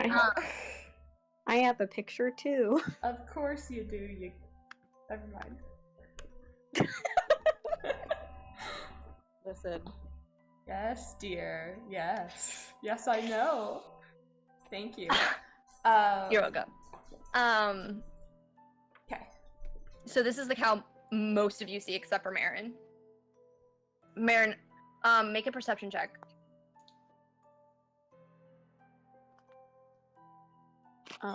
Okay. God, this exhaustion is killing me. That was good. Perception? Mm-hmm. It's your wisdom modifier.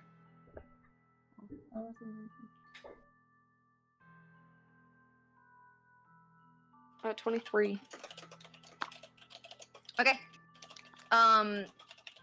As you pass through this barrier, you kind of like are immediately struck by how different this feels and looks from the last time you were there.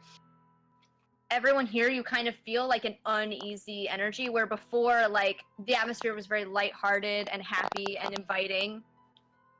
But now you kind of feel that tension that you felt originally that was, like, propelling you away, like it was resisting you from entering. It's that same kind of feeling where it feels like something is, like, rejecting your presence here. And Marin, as you look around, you look up towards the top of the sky, and there is just this big dark funnel of energy that seems to be going down towards the center of the circus, but you can't quite see where it ends up because it's obscured by the ticket booth and the concession stands. Okay, I put the glass in my pocket, or my bag, whatever. And I grab Cal's arm. Is there some? Is there something we can all talk in private?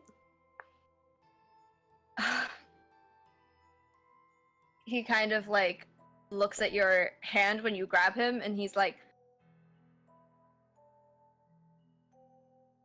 hold on, I have to remember his voice. Didn't he sound like what's his name from Team Rocket? Yeah, you're right, he did. Okay. Well, at least buy me dinner first. I'll buy you dinner. Oh Okay. my god. He looks over at you and he goes, "Oh, I didn't meet you the first time around." Jez, who looks very pleased, walks right up, sticks out their hand, says, "Hi, I'm Jezebel Emmerich." Charmed, I'm sure. Listen, I don't have a lot of time. Oh. They know. They know that I'm meeting with you.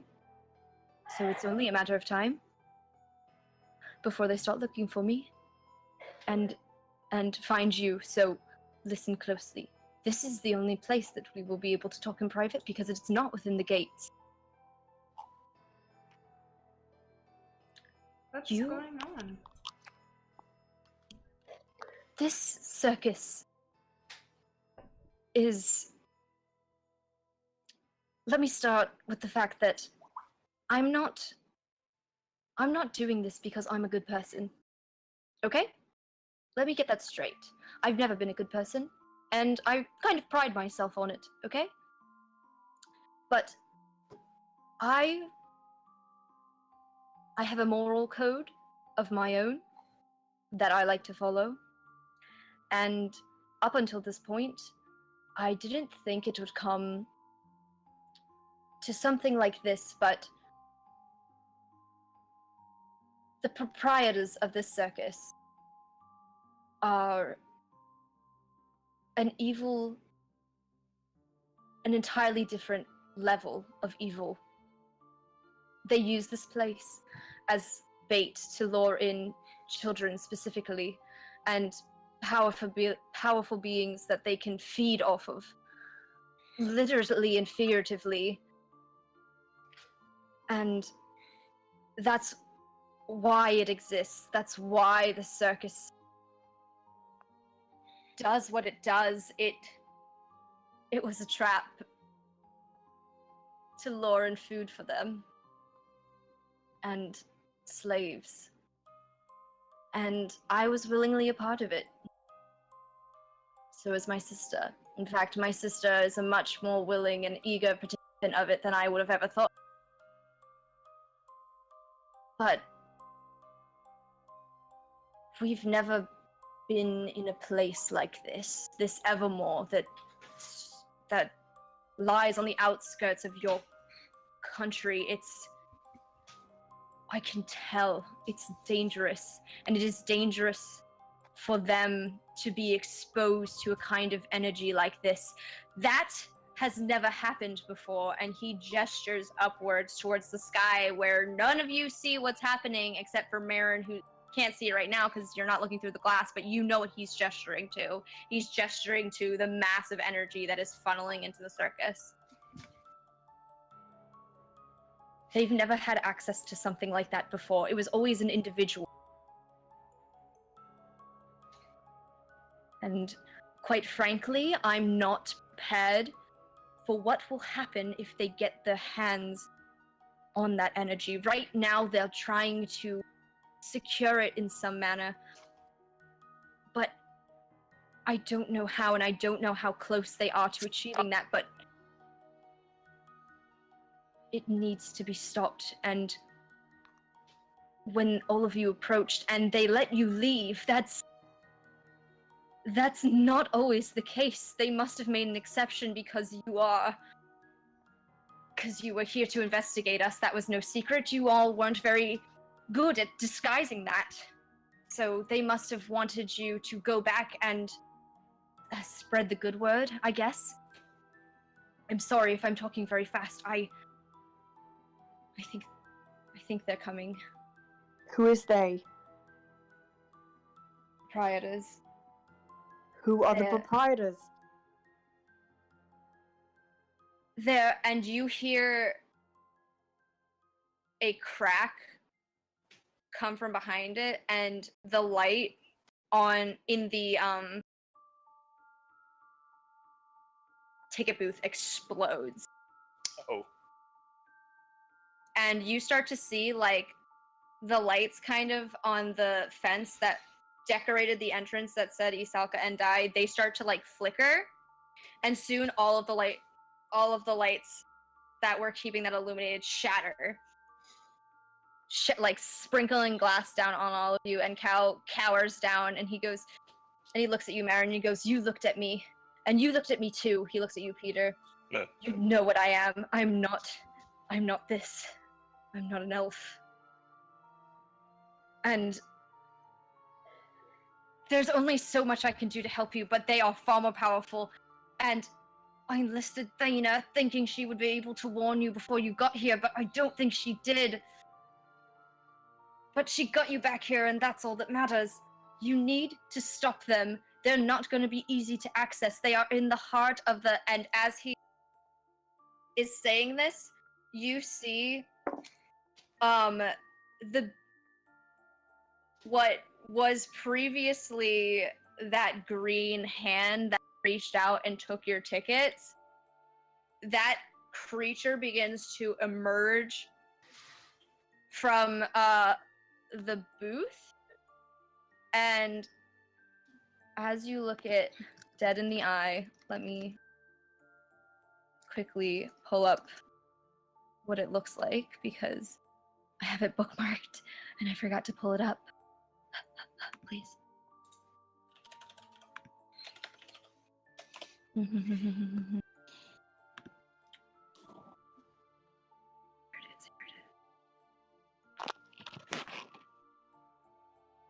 Oh my goodness, where is it? Oh, here it is. Okay.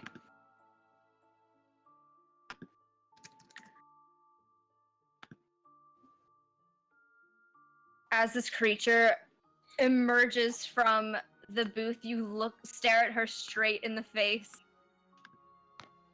And it is a large hag snarling at you with her large, crooked teeth, extending her arm towards you. And that's where I'm going to end the session. Here's what she looks like. Oh, a hag. No. Oh. No. Oh. It's been nice knowing you all. Okay. That's where I'm going to conclude. We will pick Awesome. up. Next week I have work on Sunday. Well, okay, this Sunday, I mean, I have work, so we'll see if we can play another day, but my next week is like super busy, so we might have to wait another week, because the week after that I'll be on vacation, so I'll have all the time in the world. I won't be here this weekend, so Okay, this was pleasantly planned. excellent. So it might be like not this upcoming Sunday, but the Sunday after that we get back to play. Okay. Yeah, that's fine. I'm currently maybe getting a job soon, so I'm both available but also unavailable at the same time. It really just depends on when I start working and thus Gotcha. when my availability is. So I'll keep you in touch. Yeah, just keep me in the loop on that. But yeah, if we end up having to like either reschedule sessions from Sunday to like an easier day, because it's summer, so like now it's less of a priority to have it on the weekends. Right. It's just more of when we're not all working all the time. So if we end up having to reschedule it for the summer, then we can totally do that. Just keep me in the loop. Plus, I'll keep you in the loop about my work schedule, because my work schedule changes every week. Thank you everyone for coming. Thank you to my players. Thank you to anyone who came to watch the stream. I'm sorry it was at a weird time, but this was like honestly the best option, and I'm just really wanted to get back into playing. So I hope everyone had a good time. Yeah, it was a great time. We will pick up on this again very soon. The end game is on the horizon for this particular arc. So- Hey. Yes. All right. Awesome. Can't Have wait. a good night. Stream. Yeah. Thank you, ma'am. Good night, stream. Bye bye.